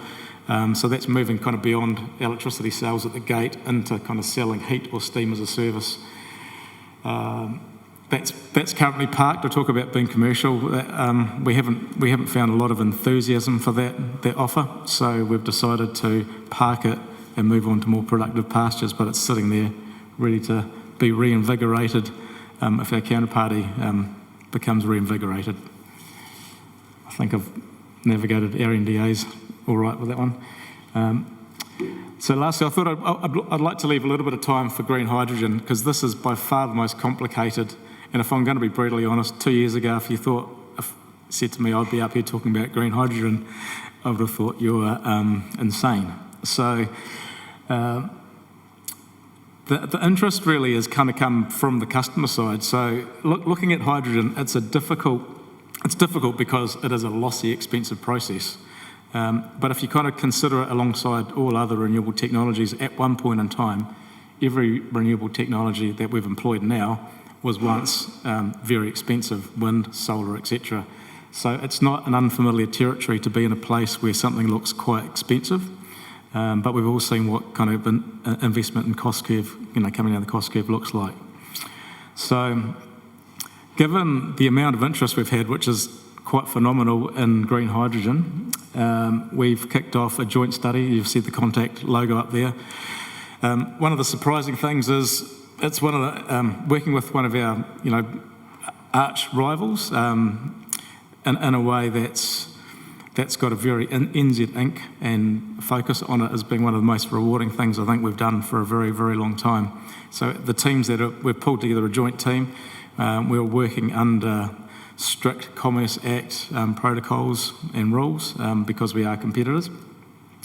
But it's allowed two different companies that often go kind of head-to-head to come together with different capabilities and form a team really focused on how do we get a green hydrogen play done. So we've divided the way we look at this into three components. Firstly, there's a market scan that's largely complete and will be released. It might be end of this month or early next month, depending on how we decide to release it, but the work's largely done. That's been completed by McKinsey's. And I'm going to go over the summary of conclusions at the end of this pack.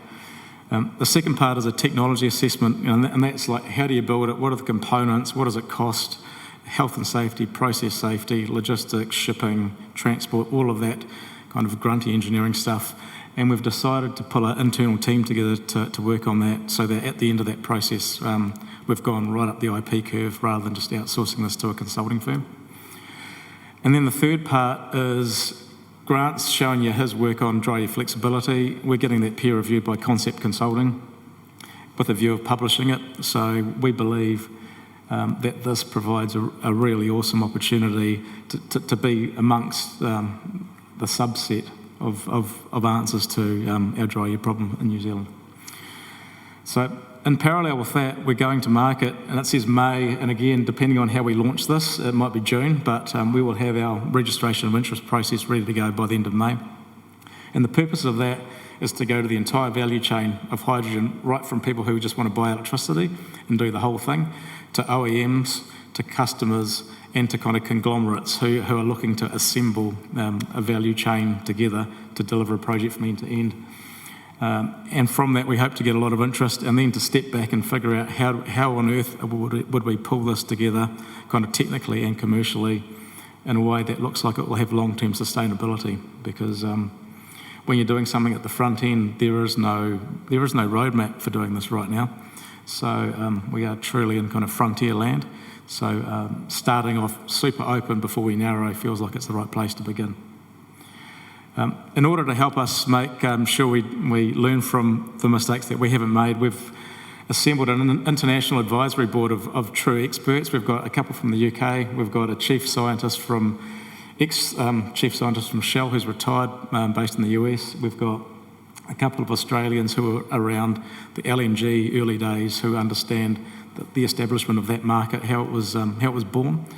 And what were the kind of errors that people made in those early days. So we're really relying on these people to give us and they do give us pretty pointed feedback on how we're travelling and all the decisions we're making.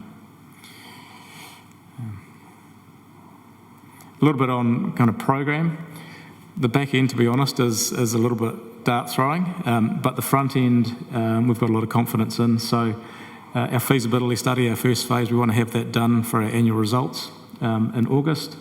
Our ROI, we want those all in, so we've at least got a first cut by the same time. Then we can step back and go, have we got an opportunity here or not, and do we keep going?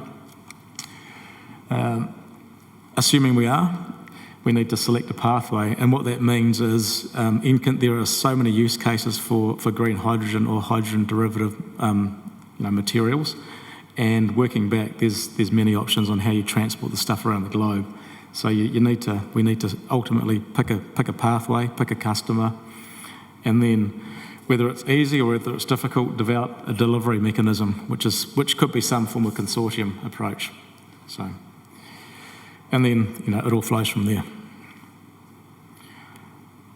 So I thought I'd run quickly through some of the insights we've gained from having McKinsey's, who are probably the most internationally recognised consulting firm when it comes to green hydrogen.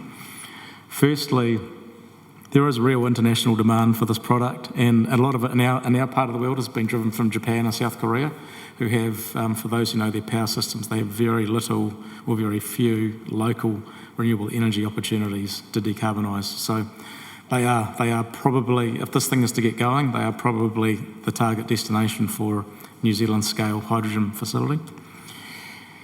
There are many potential pathways, so everyone knows how to make hydrogen gas, but it's what you do with it from there, which is the trick, whether you convert it to ammonia, whether you convert it to liquid hydrogen, whether you turn it into methyl cyclohexane, which is a proprietary mechanism to travel it, to move it around, and what the end use cases are. There's many options for that, whether it be transport, power generation, green steel, chemicals, fertiliser. There's a vast range of use cases, and they've all got quite different economic propositions. Not wanting to to shy away from the fact that there is an economic gap between the cost of producing this stuff right now and the cost of a fossil fuel alternative. So companies or governments will need to do some heavy lifting around this to make it viable, as they have done for all other renewable energy technologies in the past. So if we don't get that, then this thing ends up probably becoming parked. That fifth point is around dry year risk. So I don't know if Grant quantified it, but a scale, a Tiwai scale plant with up and down flexibility, so basically dropping down production during a dry year and then ramping up production in a wet year, could provide roughly 35 to 40% of what we think this country needs in terms of its dry year cover, which is a massive amount when you see the kind of numbers that are flowing around with Onzo, almost as a byproduct of its operation. So, and that's still while maintaining around a 90% capacity factor operating plant, which would put it by far the most high-end use plant globally. So all that kind of flows into, if anyone can do it, we think we can. The country's done pretty brave stuff in the past. It's been a wee while. We built an HVDC link in 1964. That was by far the largest link in the world. And this has kind of been corroborated by the parties that look at what we've got and they say, you know what, we've looked at a lot of stuff, but if anyone's going to get this done, it looks like the combination of actual renewable energy, transmission capacity which is available, deep water port, access to water, and an industrial kind of land zoned area, that gives you all the ingredients you need for a facility like this. So when you're comparing this to, say, Australian desert solar or a wind island on the bottom of South America, which is some of the kind of green hydrogen ideas, it really does float to the top of the crop.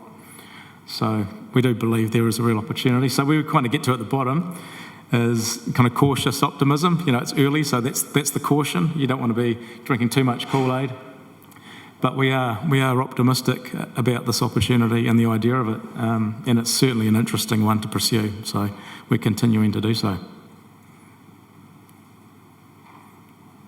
That's me. Any questions? Slightly non-technical would be preferred, but anyway.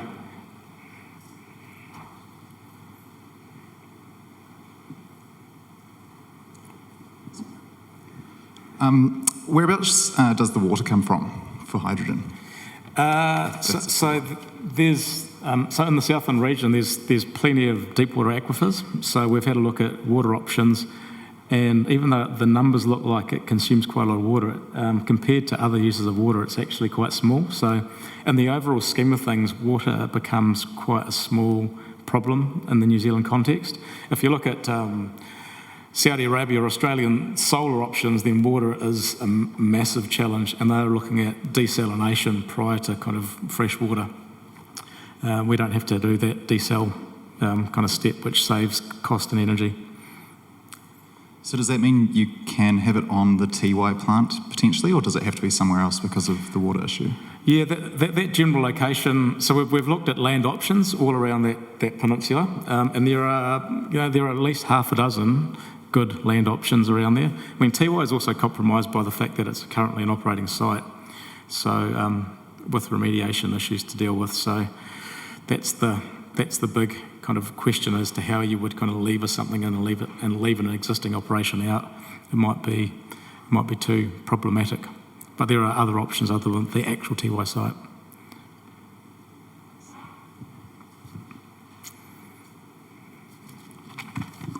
Hi, Guy. Just a couple of questions. What is the economic shortfall on a hydrogen project of 750 megawatts that Grant was putting up there? Is it $1 billion? Is it? That I can't actually answer that until, Grant, we've got a sense of what customers are going to be willing to pay.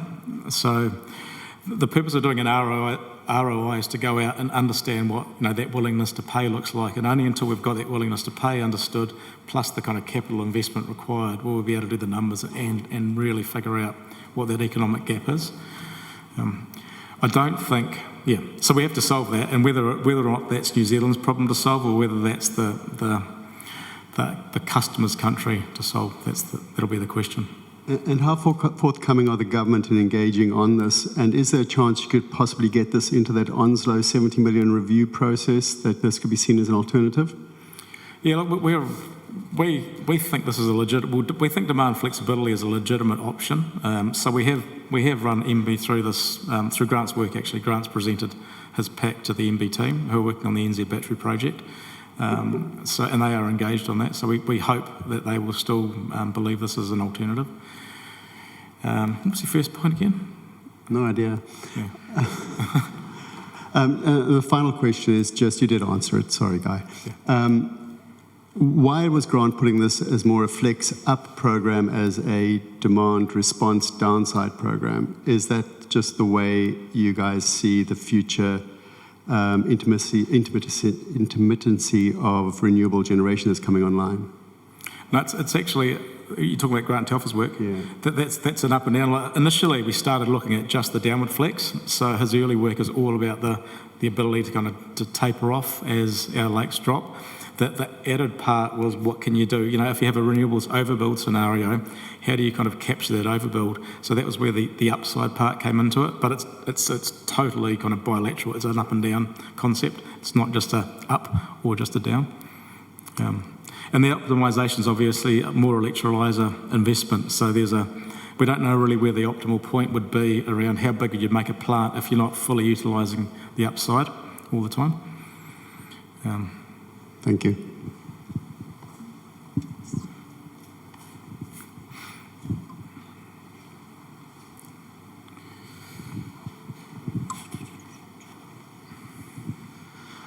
Hi, Guy. How do you think about being potentially tied into another international sort of supply chain? Sorry? How do you think about being tied into another international supply chain? How I think about that, or how I think we think about that, is we don't want to recreate what we currently have right now. So we're acutely aware of not creating what you might term Rio 2.0. Look, we are quite open to the fact that we might end up having to participate in this end-to-end value chain, as was done in the early days of LNG. And our counterparties also in the same space. So to solve this challenge, it might mean taking a position that we're not used to, but that gives the overall end-to-end delivery chain more kind of resilience to kind of bangs and crashes over time, because it's hard to know how this thing will progress over the next 20 to 30 years. So part of our kind of, and we also believe that the end consumer is going to want upstream parties to have skin in the game, because they're going to need to invest as well.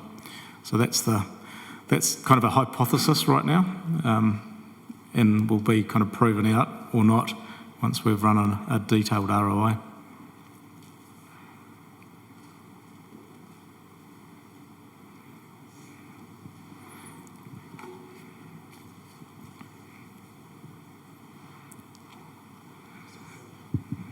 Kia ora, Guy. Just three quick ones from me. Data Grid, are they the only player in the picture at the moment? Secondly, I think the Climate Change Commission had come up with a range of about $500 a tonne up to $2,000 a tonne, a very wide range for hydrogen. Are you guys on the same sort of page there, and why is it so wide a range, I guess? And then the third question is just about NPOT, whether or not that's dead or not. Right. Hang on. What was your first one? Sorry, I'm throwing a lot at you. Data Grid. Data Grid. Look, in the early days, there was quite a lot of interest, but it was more from the incredible end of the continuum to the credible end. So and that was mostly around crypto mining. So we've snapped to REMI, and then participants that come in and ask about a data centre related thing, we just flip them to other suppliers and say, look, we're committed to these guys. So you need to talk to a different supplier. But we believe he's by far the most credible. Of all the parties we've talked to, he's by far the most credible and has a track record of getting stuff done at scale. So, yeah, they're the only show in town for us right now around data. But we're pleased with that. It feels win-win because they are making good progress, and ultimately speed's important. So that was data. I believe the Hydrogen Commission were looking at hydrogen as a fuel to power kind of gas or coal turbines, and that use case is pretty inefficient. So I'm not surprised you're coming up with really high carbon abatement costs. We don't believe that's the right way to use hydrogen necessarily. there's much more direct use cases that aren't as lossy. That'll give you a much better bang for buck in terms of carbon abatement. And NPOT, you kind of have to ask Rio about NPOT. I think it's, that's a difficult one. Yeah.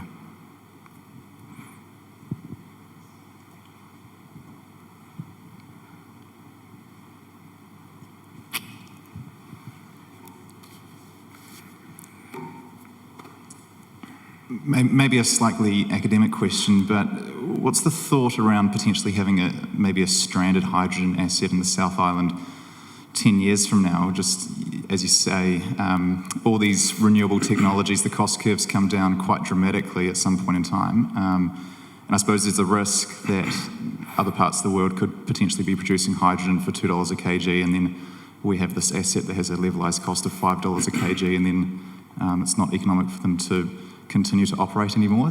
Is that part of the thinking? Yeah, it's a good, that's a question we have thought about, and the answer's not apparent. I mean, partly we think you can de-risk that by getting, securing longer-term contracts for supply, similar to how early-stage wind and solar projects are underwritten with PPAs.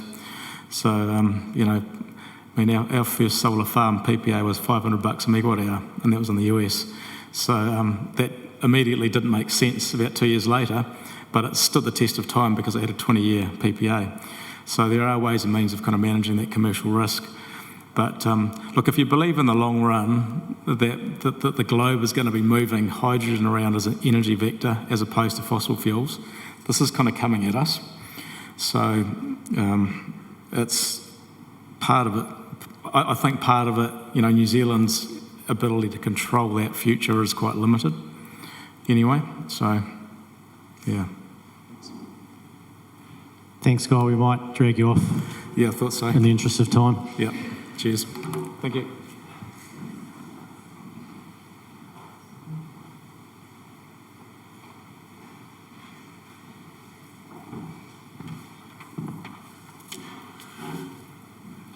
Good afternoon, everyone.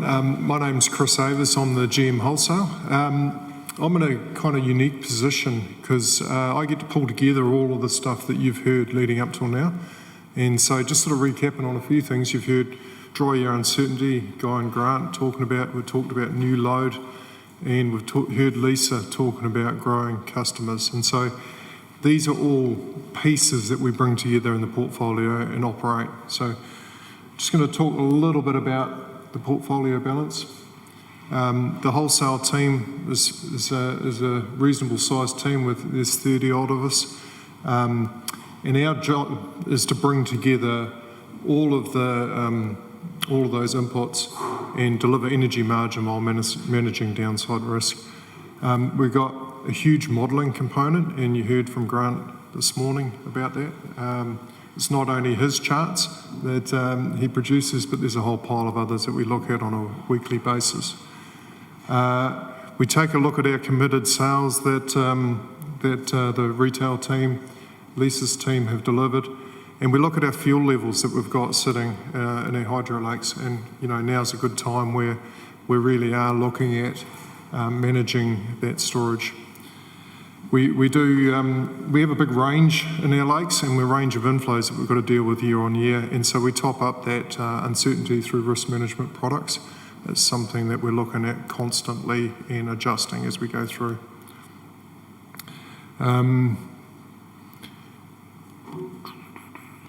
So in terms of our stats and how our portfolio has tracked over time, here's the last sort of 5 years of our portfolio, and that's all from our operating report, so many of you would already have seen that. The numbers in the black you can see trending down over time as we head forward to today. That's the difference between our generation and our load commitments year on year, and that's based on actuals. And you can see a bit of the range in our generation, which are these big purple bars on the left of each box, and that just shows the difference in generation we have year on year. So that flexibility is useful, but also when you start getting tight, it's something that we've got to manage very closely. And so that's why we're very keen, to see Harapaki come in and support the portfolio and help grow that margin to give us that flexibility to manage the variation of fuel through that time.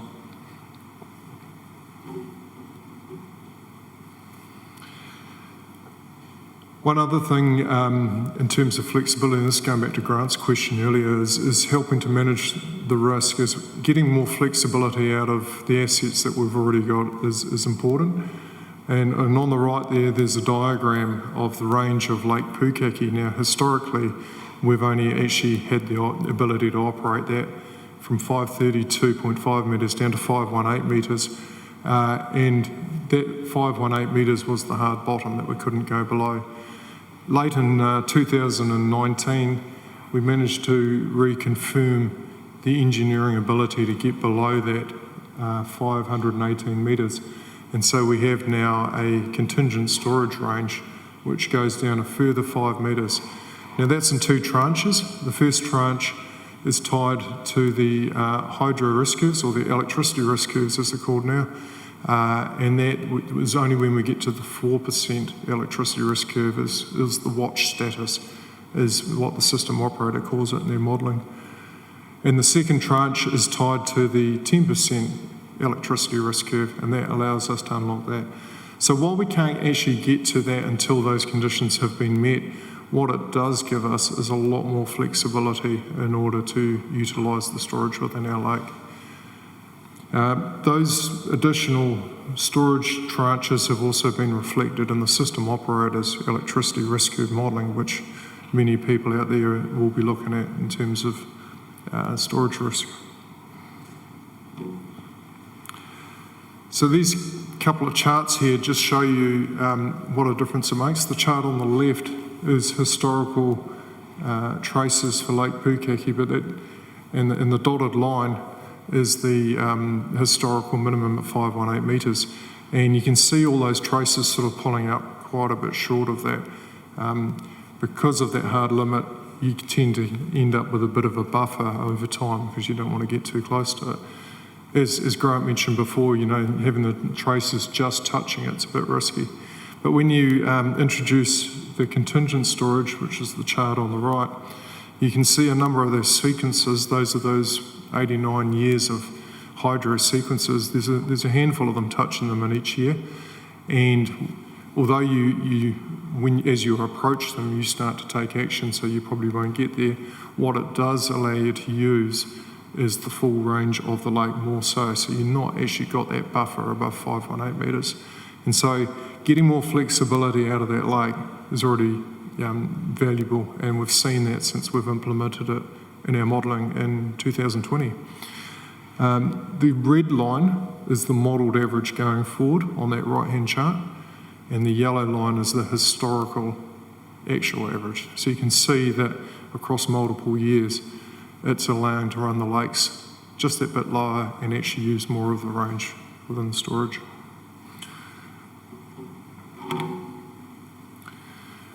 So as I mentioned before, the 540 odd gigawatt hours of Harapaki will help grow the flexibility within our portfolio.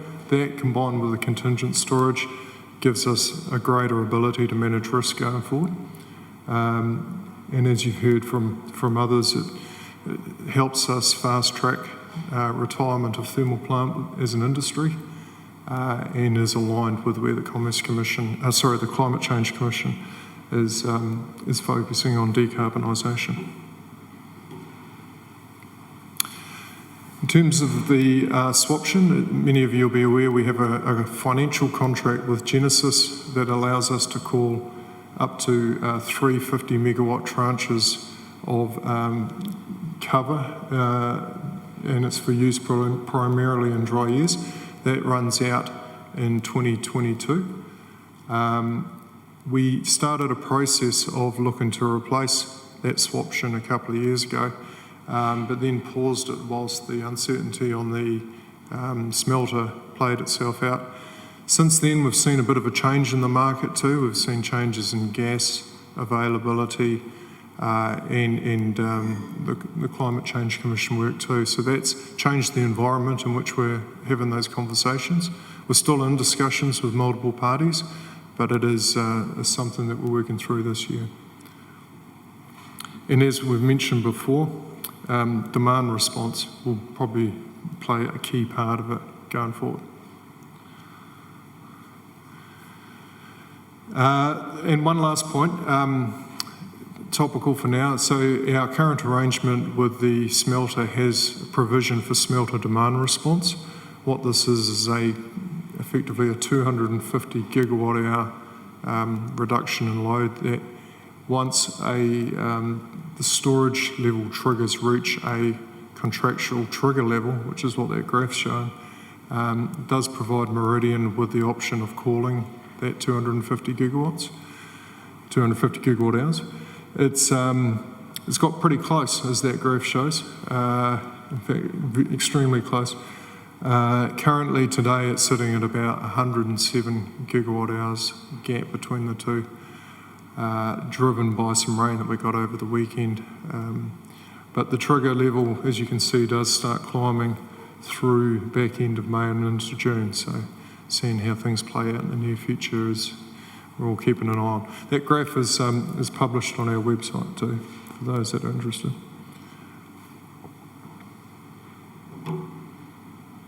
And that's me, if there's any questions.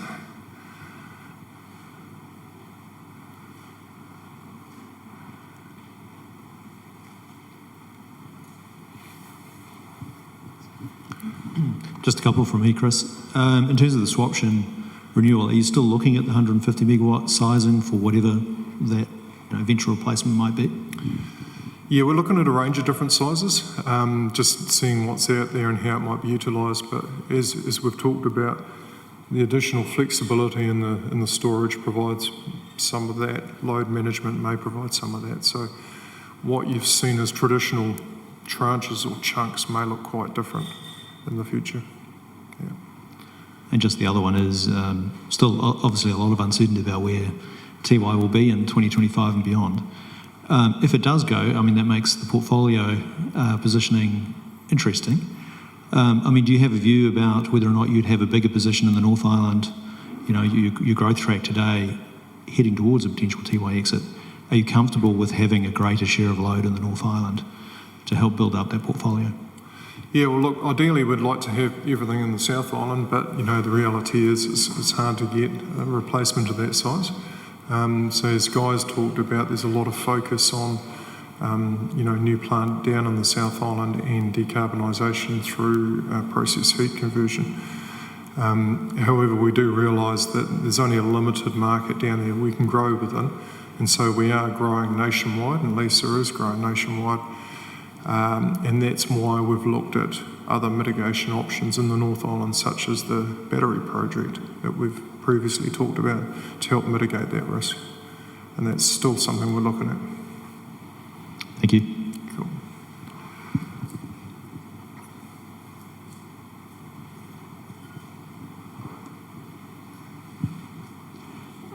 Chris, what is your base case on Tiwai? Stay or go? Good question, that one. Can you just answer it in the context of your retail goal of adding an extra 50% of ICPs over the next 5 years?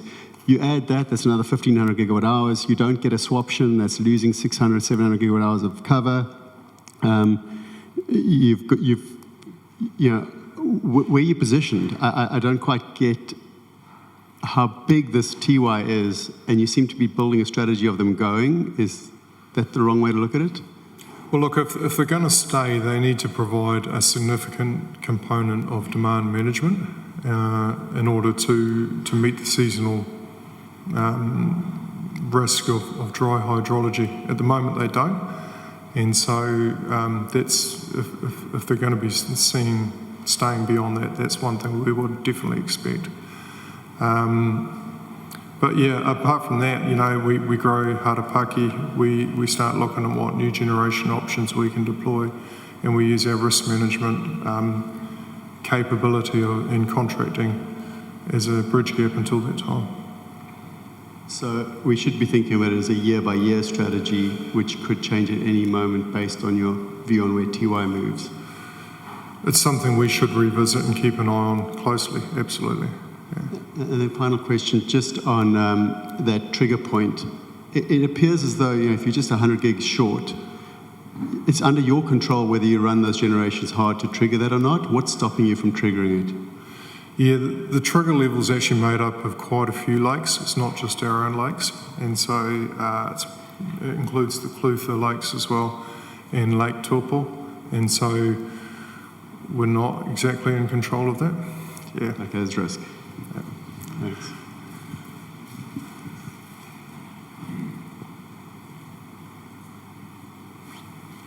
Thank you.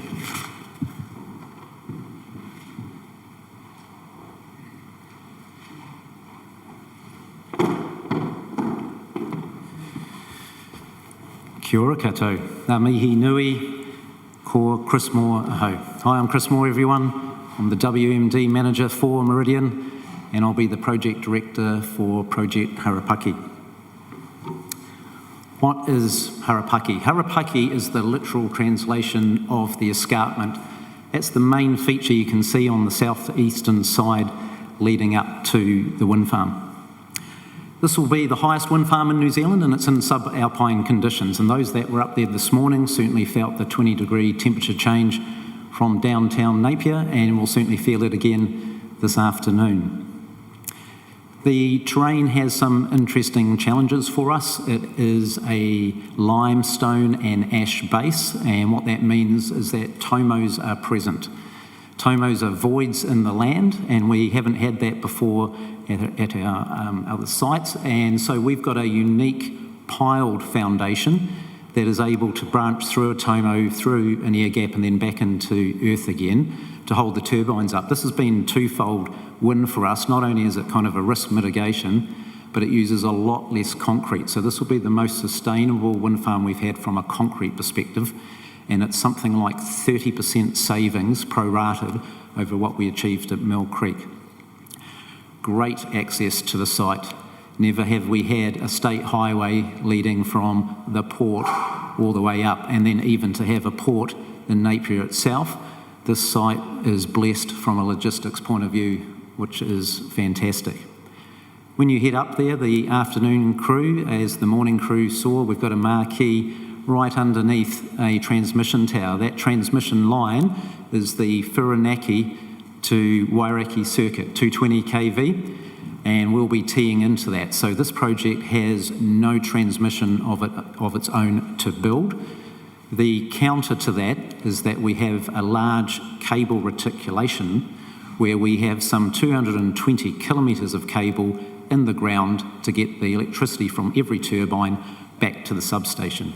The substation is in the bottom left corner, shortly after we turn off from the highway. So another plus of this project is we can get underway as soon as we've branched off from the main highway. Previous projects we've had to build kilometres of road to actually get to the starting work front. In 3 years' time, that's what it's going to look like. So first power in around June, July 23, and final power a year later. Because we're in a very complex area with wind and gusts and snow and rain, there is a lot of downtime built into our program. If you don't build that in, you can come a cropper a little bit later. Now, the project sits within a community, of course, and it's a community that we are establishing relationships, both with Tipa Hui, which is a farming and forestry background, and has historically been the gateway to the centre North Island from the coast here. We are building deep relationships with two iwi, Ngāti Hinieru, and also through the Maungahururu Tangitu Trust. We're going to be here for 30 years, and we've created a building relationship that will be alongside one another for that period of time. We will have a community fund, just like we have at all other sites, where the community-led initiatives can be proposed to the panel, and those will be enabled, and it's one of the ways how we add back and actually really integrate. The shot here is something that Robert Batters, who is our project manager, is in the audience? No. For those in the afternoon, you'll see him. Robert Batters instigated this at Tiwai, and this is where we try and use our influence over our contractors to integrate what they're doing into the community. So we'll be at the school with their curriculum, try and get energy in on it, and then get the trucks to stop outside the school on the way up. And here's a bunch of school kids getting inspired at just out of Raglan on the way to Tiwai. Right, you need a team to put this all together. Any prizes to work out who the big guy in the middle is? It's Mr. Barclay. So he was the executive around and responsible for Mill Creek, and this particular shot is the very last blade being lifted. It's a bit of a ceremony. You can't see on the blade, but there's actually the flags of New Zealand, and in this particular case, the Danes, even though Siemens Gamesa is a German-Spanish company, the Danes still like to hang their flag on it. The key thing what we're getting across here is we've put together a top tier of delivery agents, if you like, who we think are best in breed. They're not cutting their teeth on this one. They know what they need to do, and they've done it before. As part of our sustainability drive, there's going to be some 260 odd jobs across all the contractors, and we've got a really big aim to hire locally. Locally works both from an ownership and community, and the stories back out into the wider Hastings and Napier area, but it also is really good for cost as well. This is not a fly-in, fly-out project. We want people to be based here and really live it and not just be transient. We spent a lot of time in the setup of this project to ensure engineers that are responsible for outcomes in their work streams are able to bring in learnings from the past and actually design out issues that we have known from our previous operational, our current operational farms and previous builds. If we are on site, then it enables us to establish the culture. It enables us to set the health and safety standards. It enables us to sort out issues, and that's why it's absolutely no mistake that we've chosen the principal approach as opposed to turnkey varieties. There's just too much at stake in complex terrain to hand that over to a contractor. Who knows more? An owner who's really been in depth and going through all the details, or some contractor who's done an 8-week tender for you and claims to know everything. So we believe we know more, so we're best placed to manage the risk. Setting that health and safety culture and performance across all the contractors is one of the things you get out of a principal approach. We're there, we've got our own health and safety manager, and we're making sure that all those contractors, both local and international, are meeting the minimum standards that we require. It can be a little bit hit and miss if you go down an EPC route. That doesn't always get through to the job face. There's some really complex interactions with the master program. To get first power out, we've got to have the 23 kilometres of road built, the hard stands, which is where the crane sits on, the foundations, the cable in the road. We put the cable back in the road just after we've made it. So you kind of make a road, tear it up, put the cable in, flatten it back out again. Ships come, you start erecting that. Somewhere along the line you've been building the substation, and you're doing a whole bunch of things in parallel to hit the program we've got. I think I analysed this, and if we did it in sequence after we'd closed everything off, it'd be a 7-year program instead of a 3-year program. Managing risks in real time. If you're on site, you can sometimes avert a contractual issue, a health and safety issue, or just a technical issue, because you're there, and in real time we're going to get experts around the table and solve it. If you just let it bubble away, it can fester, and then it can really pop out 2 or 3 months later as something that you can't resolve. Because one thing you can't ever get back is time. And so you'd rather have that beauty of time to solve things rather than a contractor coming to you and a bunch of months later saying, we've got a really big problem. Okay, the technology here, we really have to be thankful to the Northern Hemisphere. The Northern Hemisphere has had a massive subsidy approach over the last 2 decades, and that has enabled offshore wind farms to take hold. Offshore wind farms are plagued with the really hard ability to maintain. You need a sea state below 2. After that, you're choppering in, and that you need probably below about 40 knots to be able to land and maintain. So the main suppliers have been looking at different ways of designing their turbines, and this particular one is one that we've chosen. And the direct drive is effectively what the EV is to the combustion engine of the vehicle fleet. The direct drive has less moving parts. It is literally spinning that rotor within a generator. What we have currently with geared machines is that rotor spins a shaft, that goes into a gearbox, spins it up to 1500 RPM from the 12 to 14, and then it goes into a stock box standard generator at 1500 RPM. There's a lot of things that need to be aligned. There's a lot of gear meshing and teeth and a lot of different components from different suppliers to bring it together. So the upshot of the direct drive is the ability to operate in a greater range of wind conditions and also have a longer life expectancy and lower maintenance, and hence drive over the lifetime of the turbine more favourable cost outcomes. And look, we've got quite good experience in direct drive in the past. The first direct drive turbines we put in were the 3 at Ross Island down in Antarctica. It was the only thing that would kind of hack that harsh environment. We've also got direct drive at Mount Miller in South Australia.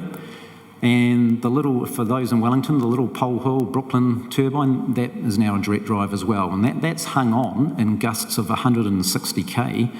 It hasn't been generating at that point, but it has stayed stable and allowed itself to generate later when the winds come down without needing a technician intervention. And that's really where the availability has a chance to step up. Right, final slide. This is the money slide. Obviously a pretty large investment, and very fortunate to lead Meridian on the pitch.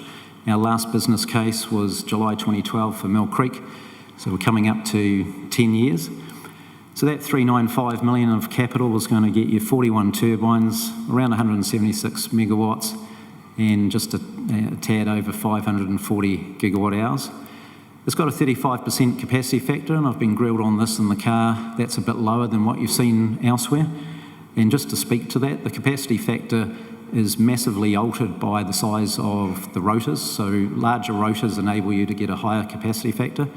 We're constrained by our tip height here. We have modified the consent to enable us to use bigger machines like this, but there are even bigger blades out there, and if we had bigger blades on this, our capacity factor would be up there. Our EBITDAF range we show there is with the Tiwai exit and a reasonably conservative wholesale price path view. So in today's dollars and what we're seeing currently, it would be some multiples of that. And on a kilowatt hour basis installed compared to Mill Creek, it's a good 17% lower, and that's really this move of technology and where wind turbines are getting to. So just to really hit that point home and close, the direct drive has two main benefits there: lower operational costs, so there's less moving parts and that's all good, and greater longevity. So this is the first time we've got a 30-year wind farm signed, sealed and agreed with the OEM to do the maintenance and give us an availability warranty that pays real cash if they don't hit the key targets. And what we're sharing with you below is the estimated Luke of 6240. And once again, that's one of our better results and kind of what you can grow to expect in the wind industry for great sites. Thank you. Questions?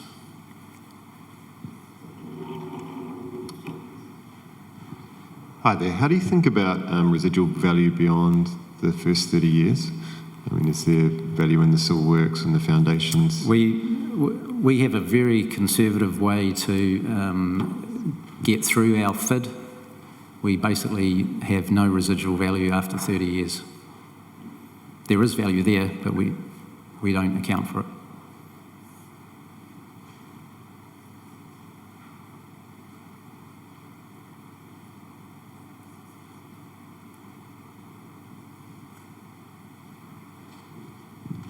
Just a quick question, Chris. What roughly can you tell us about the average cost of operation, the sort of the O&M cost on this machine, or these machines? Yeah, we'd probably need to get back to you, Neville. There is a ramp up during the profile of the contract, but the opening 5 years is extremely low, something I've never ever seen before. Thank you.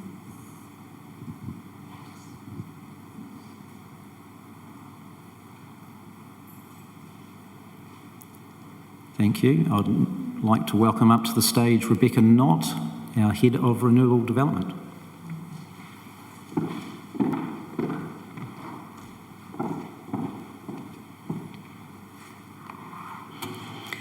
Good afternoon. So this is the first time that I've had the pleasure of joining in this presentation. And as I was thinking about it, I thought I should probably present some of my credentials and the credentials of my team, because building a generation pipeline is actually all about the people. So I've been around the renewable energy industry in New Zealand for the last 25 years, and yes, that means I have a great love for dams, because that's what there was back then. But I'm very happy to now be leading the team looking at wind and solar and batteries.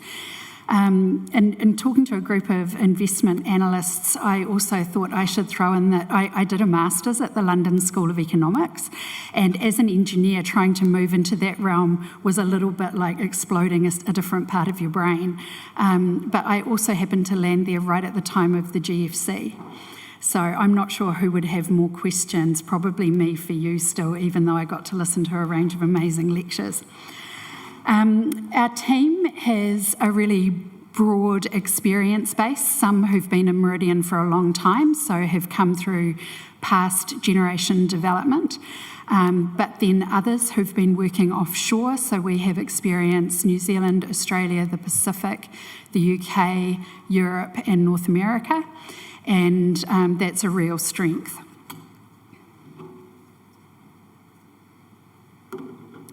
So what is our challenge? There are a range of different estimates of how fast and how much the demand for additional renewable energy will be. Meridian's own analysis suggests around 12 terawatt hours by 2030. The Climate Change Commission draft advice suggested 10 terawatt hours. For me, the main thing is it's a lot, and we need to have a pipeline there that's ready to go. And the best explanation I can give of what my role is to come up with a hand of cards that is ready to be played when the time is right. Not everything will be built, and we can't project exactly when we would want to build it, but we need to have the cards in our hands. It is a challenging number of options, and it's not just to 2030, we're looking right out to 2050. And there are a range of things for us that will influence what we build. I've been asked already today what my opinion is of solar. With the timeframes we're looking at, as well as the cost curve for solar, I do believe grid-scale solar will be a part of meeting this demand challenge. Part of it as well is to do with consenting timeframes. So developing a wind project actually still takes a very long time, not only from the resource monitoring and design side, but through consenting and construction. Solar is faster to analyse and design and build. I'll mention consenting again, because I still believe that's one of our great challenges. We don't believe that solar would be any faster to consent than wind, and we're looking forward to what will hopefully be some significant reforms in the RMA process. The challenge for development with the present process is not only the time it takes to get a consent, but the restrictions that are placed on you. And Chris was mentioning just then limits on tip height for Harapaki. When you have a consent that is initially issued for just 5 years, perhaps getting it extended to 10, you can end up in a space where technology has moved far ahead of what you've consented, and you might have chosen to build something else, but the flexibility isn't there. So we're looking at how we can get more flexible consents, and we're also looking to the government to put in some reform that will aid consents being more amenable to the timelines you look at for large generation projects. The other thing is that there is competition in the marketplace at the moment, so we will not be relying on trying to acquire existing options. A very DIY approach is a sound one in this environment.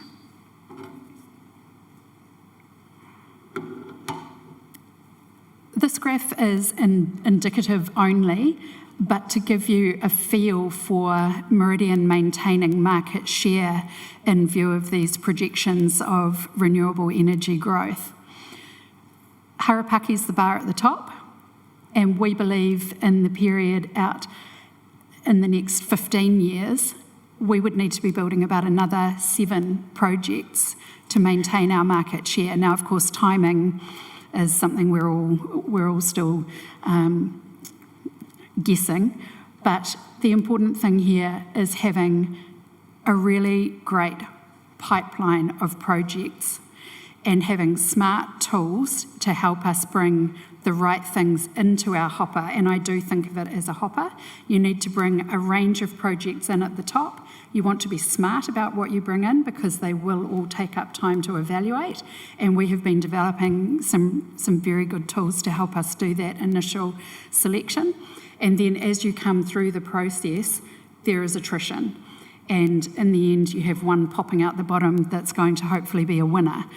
Our target is to have that as a ratio of about 4:1, and that does mean doing smart work up front, but you can see how many projects that means we need to be evaluating and assessing. Having 2 bars finishing at the same time doesn't mean we'd necessarily be building 2 at once. That just gives us optionality. You'd be aware that even right up to the final stages of getting a consent for a project, you can lose a turbine or 2. That can totally change your economics. You have to have redundancy in your options pipeline. At the bottom, you'll see the North Island battery that is still very firmly on my radar, and I'll talk to that a bit more in a couple of slides' time. Our current development pipeline is healthy, and I have Chris Moore in part to thank for that. He was looking after the pipeline before my role was established about 18 months ago.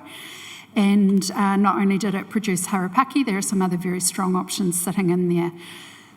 Consented sites are few, and the consents we do have would likely need to be reconsented for modern technology. But we have a good chunk there of options where we have agreements with landowners already, and the red section there of opportunities is what the team are really busy working on now. And these are across grid-scale solar as well as wind. In terms of wind sites coming down off the ridgelines, I thought it would be useful just to outline for you a couple of the challenges in that. With Harapaki, what we've learnt is that civil costs have gone up significantly since the last time we had a wind farm built. At the same time, the turbine technology is improving and those costs are coming down. As you come down off the ridgelines, to give you a comparison, the top end of Class 1 wind is around 10 metres a second. When you drop into Class 2, it's 8.5 metres a second. Now, 1.5 metres a second might not sound like much, but that's actually a 20% reduction in energy from the ridgelines down to the flat, so from Class 1 to Class 2. That needs to be offset by the larger swept area of the turbines, as well as lower civil costs for hopefully having easier terrain than what you saw if you were up at Harapaki this morning, or what you will see if you're up there this afternoon. But it's not a straightforward trade-off. The economics and doing the right analysis still really will play a part.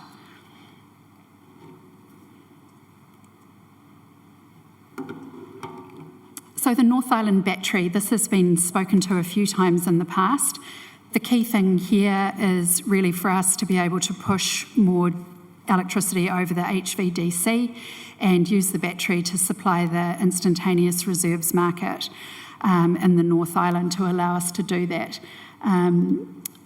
We are still working with Contact Energy on a proposed joint venture on this, where we'd be looking at the moment for around a 100 megawatt battery and going 50-50 with them.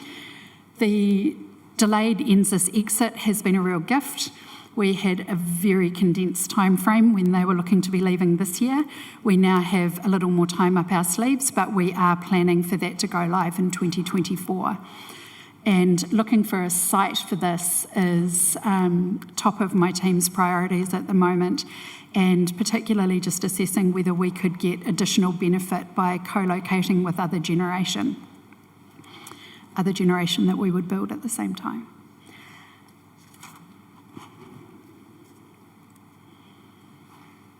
And my last slide is just to talk to another work stream of asset creation that my team are responsible for, and that's our Forever Forests program. Meridian's aiming to build 1,100 hectares of new plantings to offset our own carbon emissions, so that's 21 tonnes. We have already started planting Meridian land. We have some partnerships with other landowners. But as we've progressed through this project, what we've realised is to get the speed that we want and the volume that we want, we actually need to be looking to buy our own land. And we have an offer in on our first potential purchase at the moment, and some others backing up in the wings. The type of planting we're using is what's described as a mixed model, so you plant a mixture of exotics and natives. The exotics provide protection for the natives while they grow up, and then you're able to actually harvest the exotics out and leave the natives to grow up and form the canopy. It's a really fascinating project and is moving along at reasonable pace. So far we've got 60 hectares planted, and it's roughly 1,000 stems per hectare. We're getting another 80k in the ground this year, and our first plantings are already being registered for the ETS.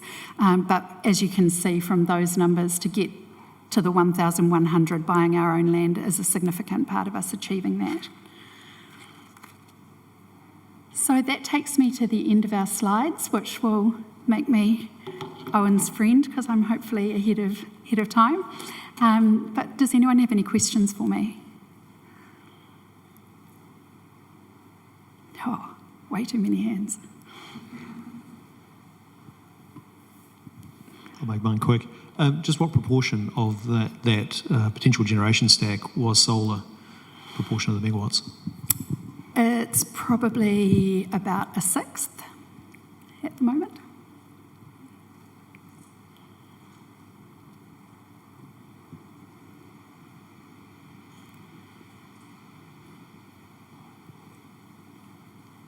Any other questions?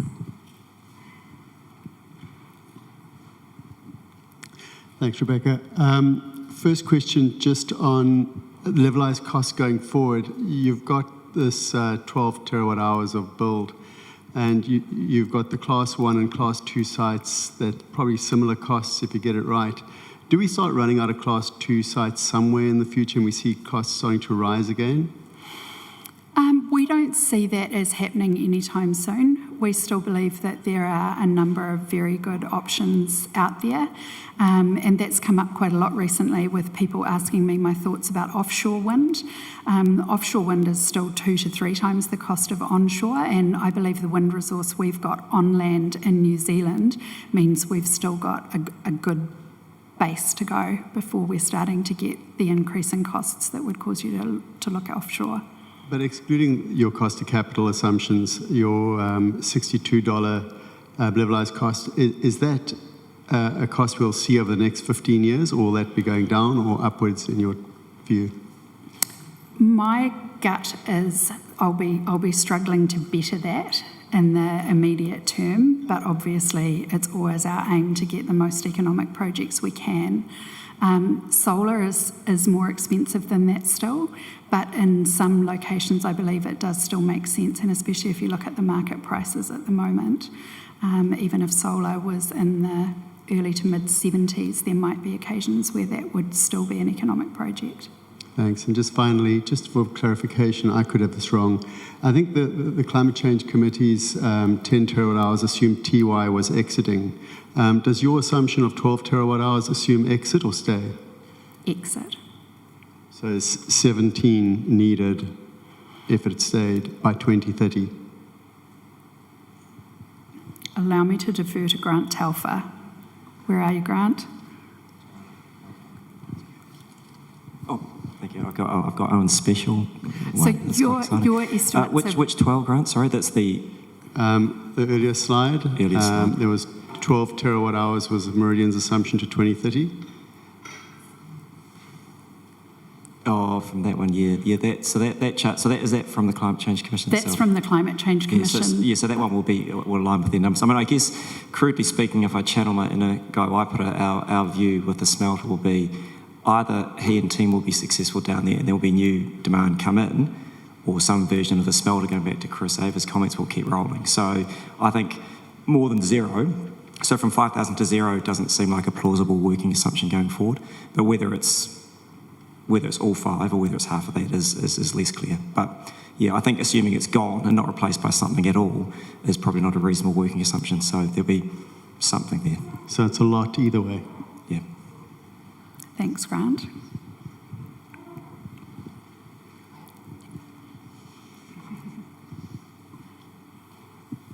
Just a follow-on question while we're talking demand supply assumptions. Last one, just in terms of the comment, Guy mentioned, the standing offer, the syndicated offer to a large potential converter.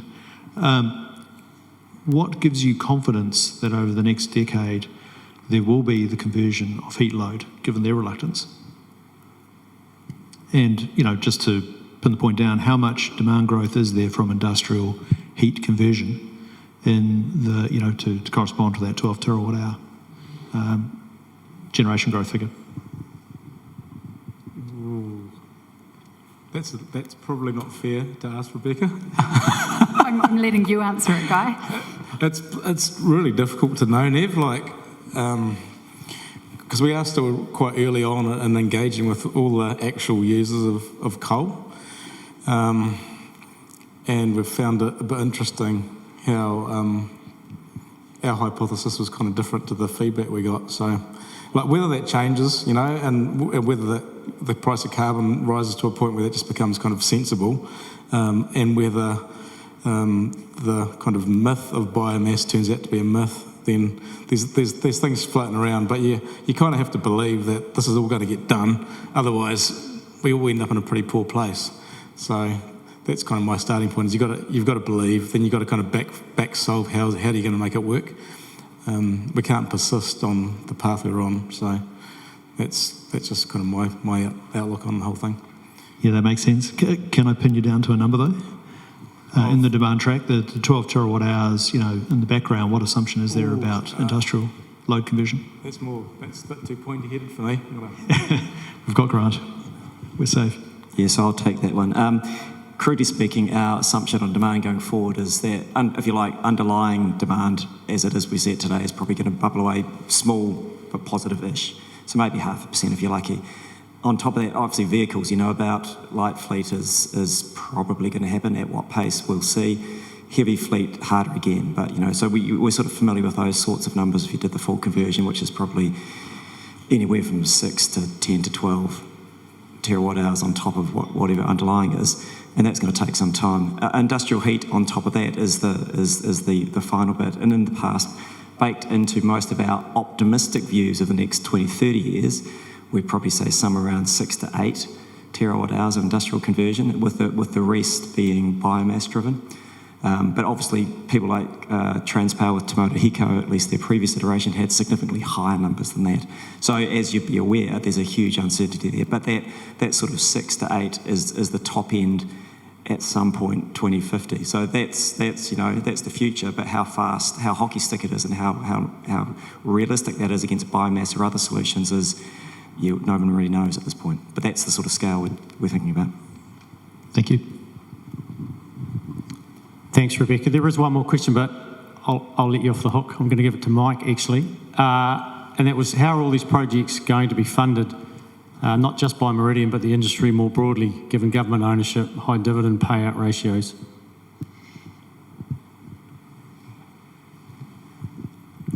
Careful balance sheet management would be the answer. But the more complex piece of it is we did an analysis on capital structure last year, knowing what we know about the forecasts, and if you look at us alone with 7 wind farms and assume they're in that $400 million mark, you're talking $2.8 billion over the next 15 years that we've got to find one way or another.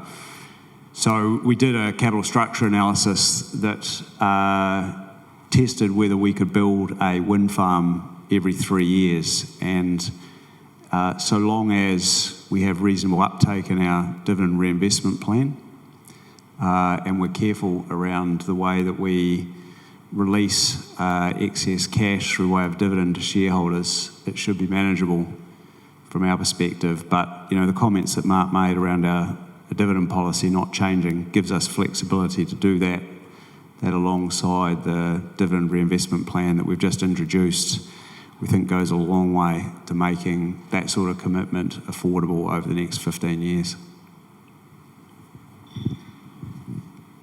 Great. I'll hand you over to Neil for the closing comments.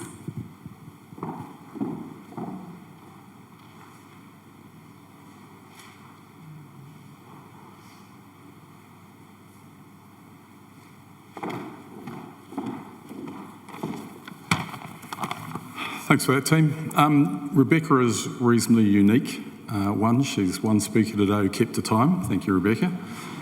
She's also about the only person who can talk to Mike Roan about requiring more resources without getting a pretty sharp shift backwards. I just want to cover off a couple of closing remarks and deal with probably a few questions that might still be lingering.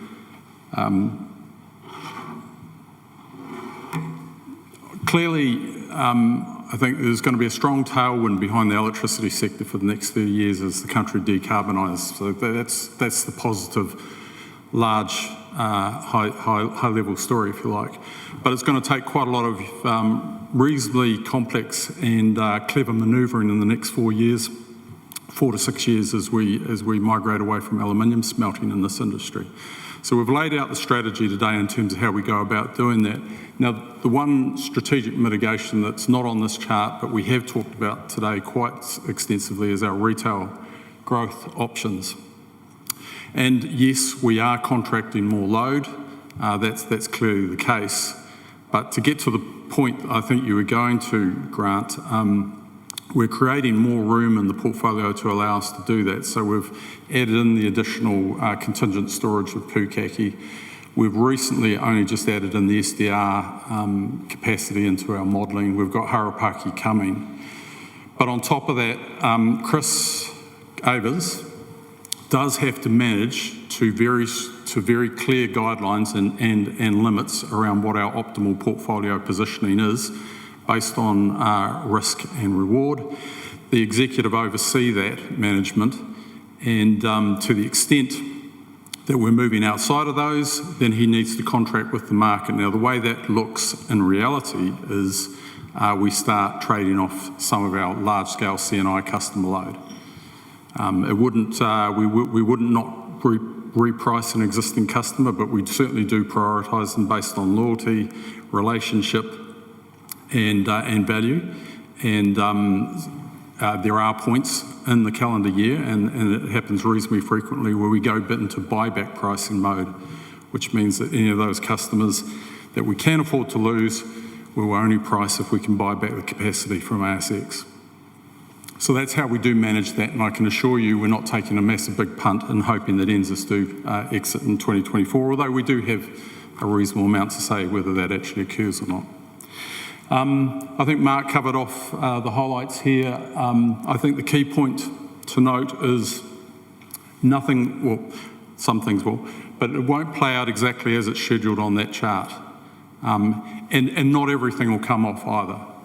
But the key thing is some of them will, and in particular the transmission upgrades in the Lower South Island will occur. They're on track. They will be delivered by the middle of next year. We do have control over our ability to deploy a battery and therefore increase HVDC capacity in the North Island.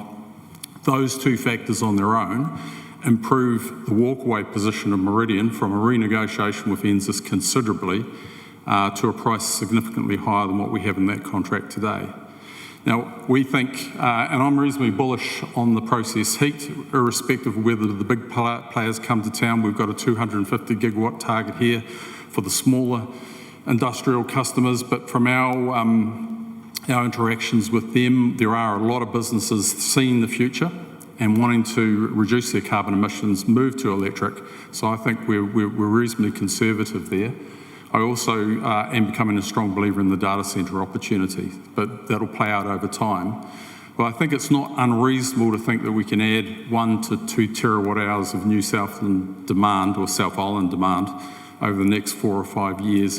And if we achieve that outcome, combined with the transmission improvements, we're largely, as a business at least, largely immune from an NZAS exit scenario. So that's our bottom line, must deliver. Hydrogen becomes really, really interesting. It's fascinating anyway from a global perspective. And there's so many different facets to it and how it could play out, and we don't have all the answers yet. But the bit that I'm personally strongly of the view is it can play a strong part, as we've talked about, in terms of dry year management in this country. And whilst we've sort of said we'd look at this plant being able to flex up and down, the ability to extract value for that flex up and to extract value for the flex down, that's a massively valuable commodity that can be sold back into the electricity sector. I mean, if your alternative is to build a $4 billion plus change and transmission and all the rest of it, pumped hydro scheme, there's a lot of value there for a flexible hydrogen plant to acquire, which would go to the foundation in terms of making the business case economic. So I still think whilst hydrogen production on its own looks challenging, when you bring in the unique characteristics of New Zealand electricity sector and the value that facility can get, it starts looking far more promising.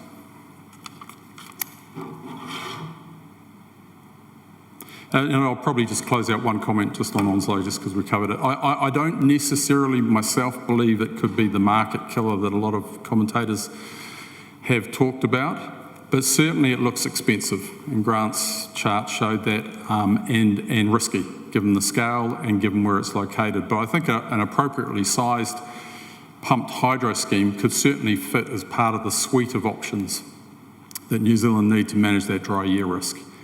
And the important thing, and the thing we're trying to reinforce with the regulators and the policymakers, is that we've got to allow the market to function. It has proven over time that it does deliver price signals that deliver a competitive build environment, and it does create the right incentives on the major players to avoid shortage. And you only have to look at the trend in the Meridian operating report that Owen produces every month over the last 4 or 5 months to see that incentive. So a lot of commentators miss that, but we are all very, very aware of the risk of shortage, and it's not something that I think the market will allow to occur if the market is allowed to operate the way it's designed. Just wanted to deal with one other little, and we might have addressed it during the course of the day, but I certainly got a bit of feedback when we announced Harapaki that what the hell are you doing? Are we looking at a period of overbuild here because we haven't seen any demand growth and so forth? The reality is Harapaki, along with the other new renewable builds currently underway or committed, will be replacing baseload thermal. And we see those coming out in the next sort of 4 or 5 years. And by 2025, and it's been touched on, the percentage of renewables in the electricity sector will probably be in excess of 90% on average. Beyond that, we're just talking to some of these numbers, but if you take a relatively conservative view in terms of organic demand growth, maybe 0.5%, you assume we're relatively successful in terms of filling in the South Island deficit, plus you've got EVs and things coming on along the line. There's plenty of initiatives in the North Island too to decarbonise and electrify. With an NZAS exit, we still see a situation where you're going to have to build about 5 terawatt hours of new generation before the end of the decade. So we are putting a lot of emphasis on the work that Rebecca and her team are doing to build the capacity of the pipeline so that we can actually participate in that growth. And just to be clear, we do talk about maintaining our market share, but that's to do, but I do, it's, the underlying assumption is we do it economically and smartly.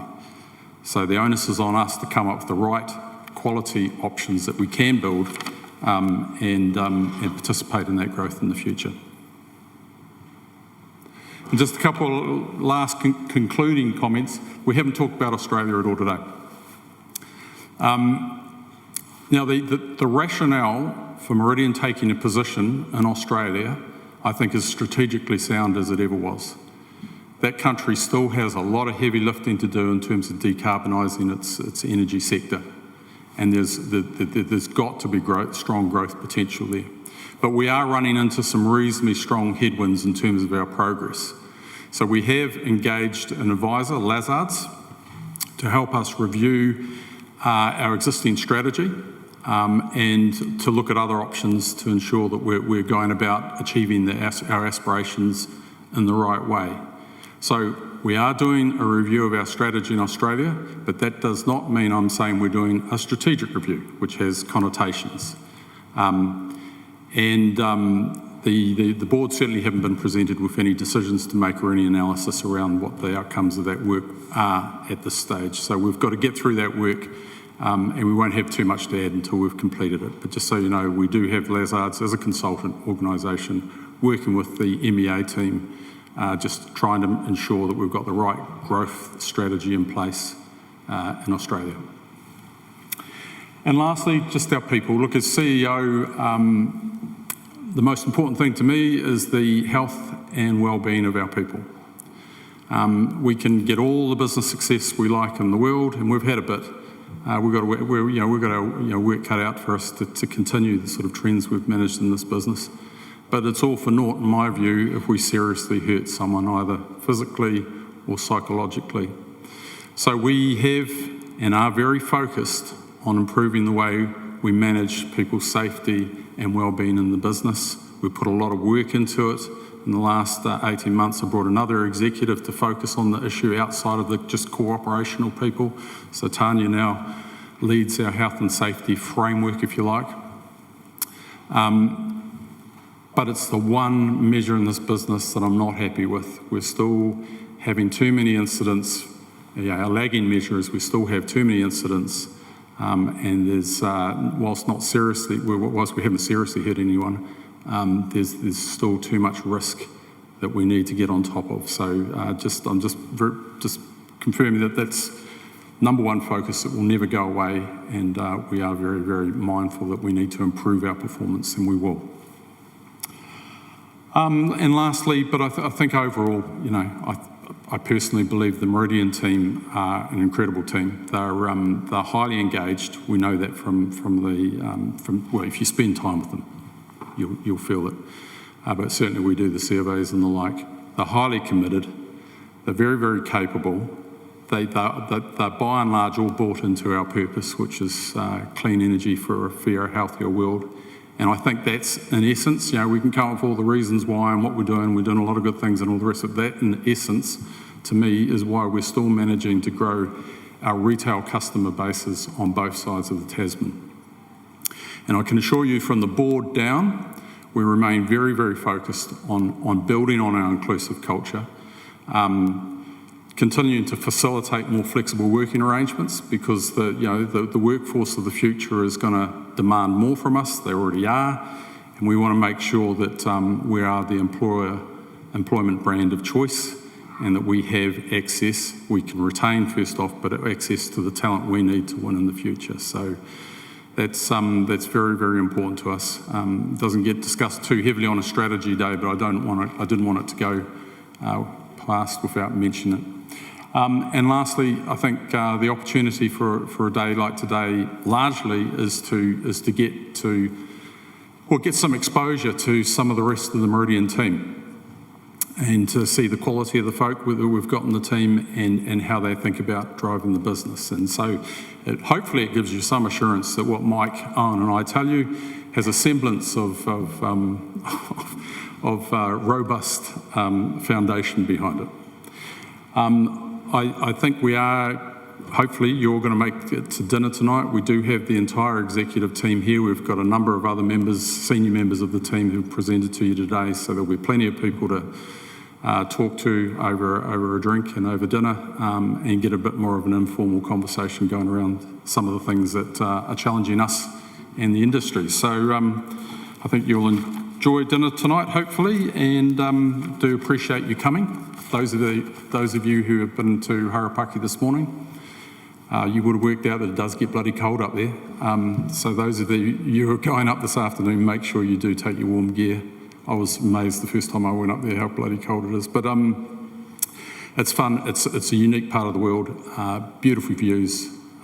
Gives you an idea of the challenge we have to build things. So I think that'll be worthwhile doing as well. So thank you all. But at the same time, I can probably take 1 or 2 questions. There's also Mike Roan in the room if anyone wants to ask him something specifically.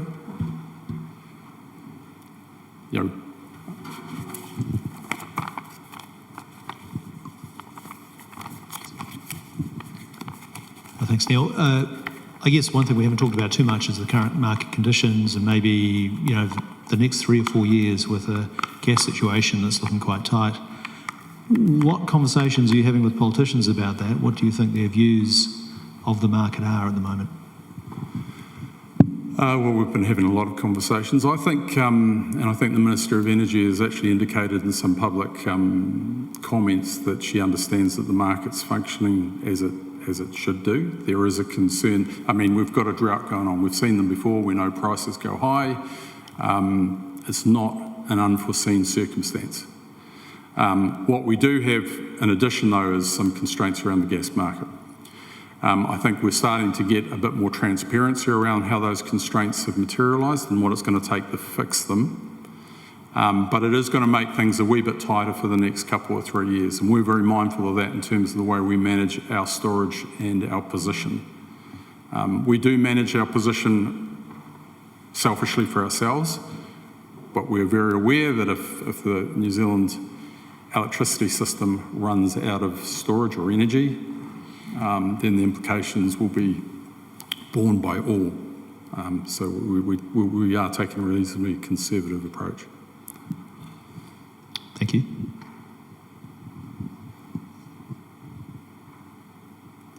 Right, I think we can climb into lunch now then. Yeah, if you just sit in your seat for a minute, hopefully by magic, Harapaki will appear on the screen in front of you, as will a picture of Neil. Welcome to Harapaki, which is Meridian's 11th wind farm development. We're super proud to continue our legacy of delivering renewable energy for Aotearoa, New Zealand. With 41 turbines, Harapaki will be the second largest wind farm in New Zealand and deliver an annual average of 542 gigawatt hours of renewable energy into New Zealand's national electricity grid. That's enough power for around 70,000 average Kiwi homes. The site is located within the Hastings district of Hawke's Bay, approximately 35 kilometres northeast of Napier. The site entrance is located at the Titiokura Saddle on State Highway 5, around 5 kilometres north of Te Puhui. The wind farm will be built on pastoral farmland owned by Meridian. The site is very challenging, with elevations ranging from 730 metres above sea level at the State Highway 5 entrance up to 1,100 metres above sea level at the highest point. All things going to plan, construction is expected to take around 3 years. Harapaki will also contribute $150 million to the local and national economy and will employ a workforce of approximately 260 people during its construction. After construction, it will provide ongoing employment for the region. Over the next few decades, New Zealand will transition to a low-carbon economy as we do all that we can to combat climate change and support Aotearoa's zero-carbon aspirations. Transportation and industrial heat process is some of our biggest carbon emitters in New Zealand, but we now have the opportunity to electrify these energy uses and power our nation with renewable energy from sources just like Harapaki.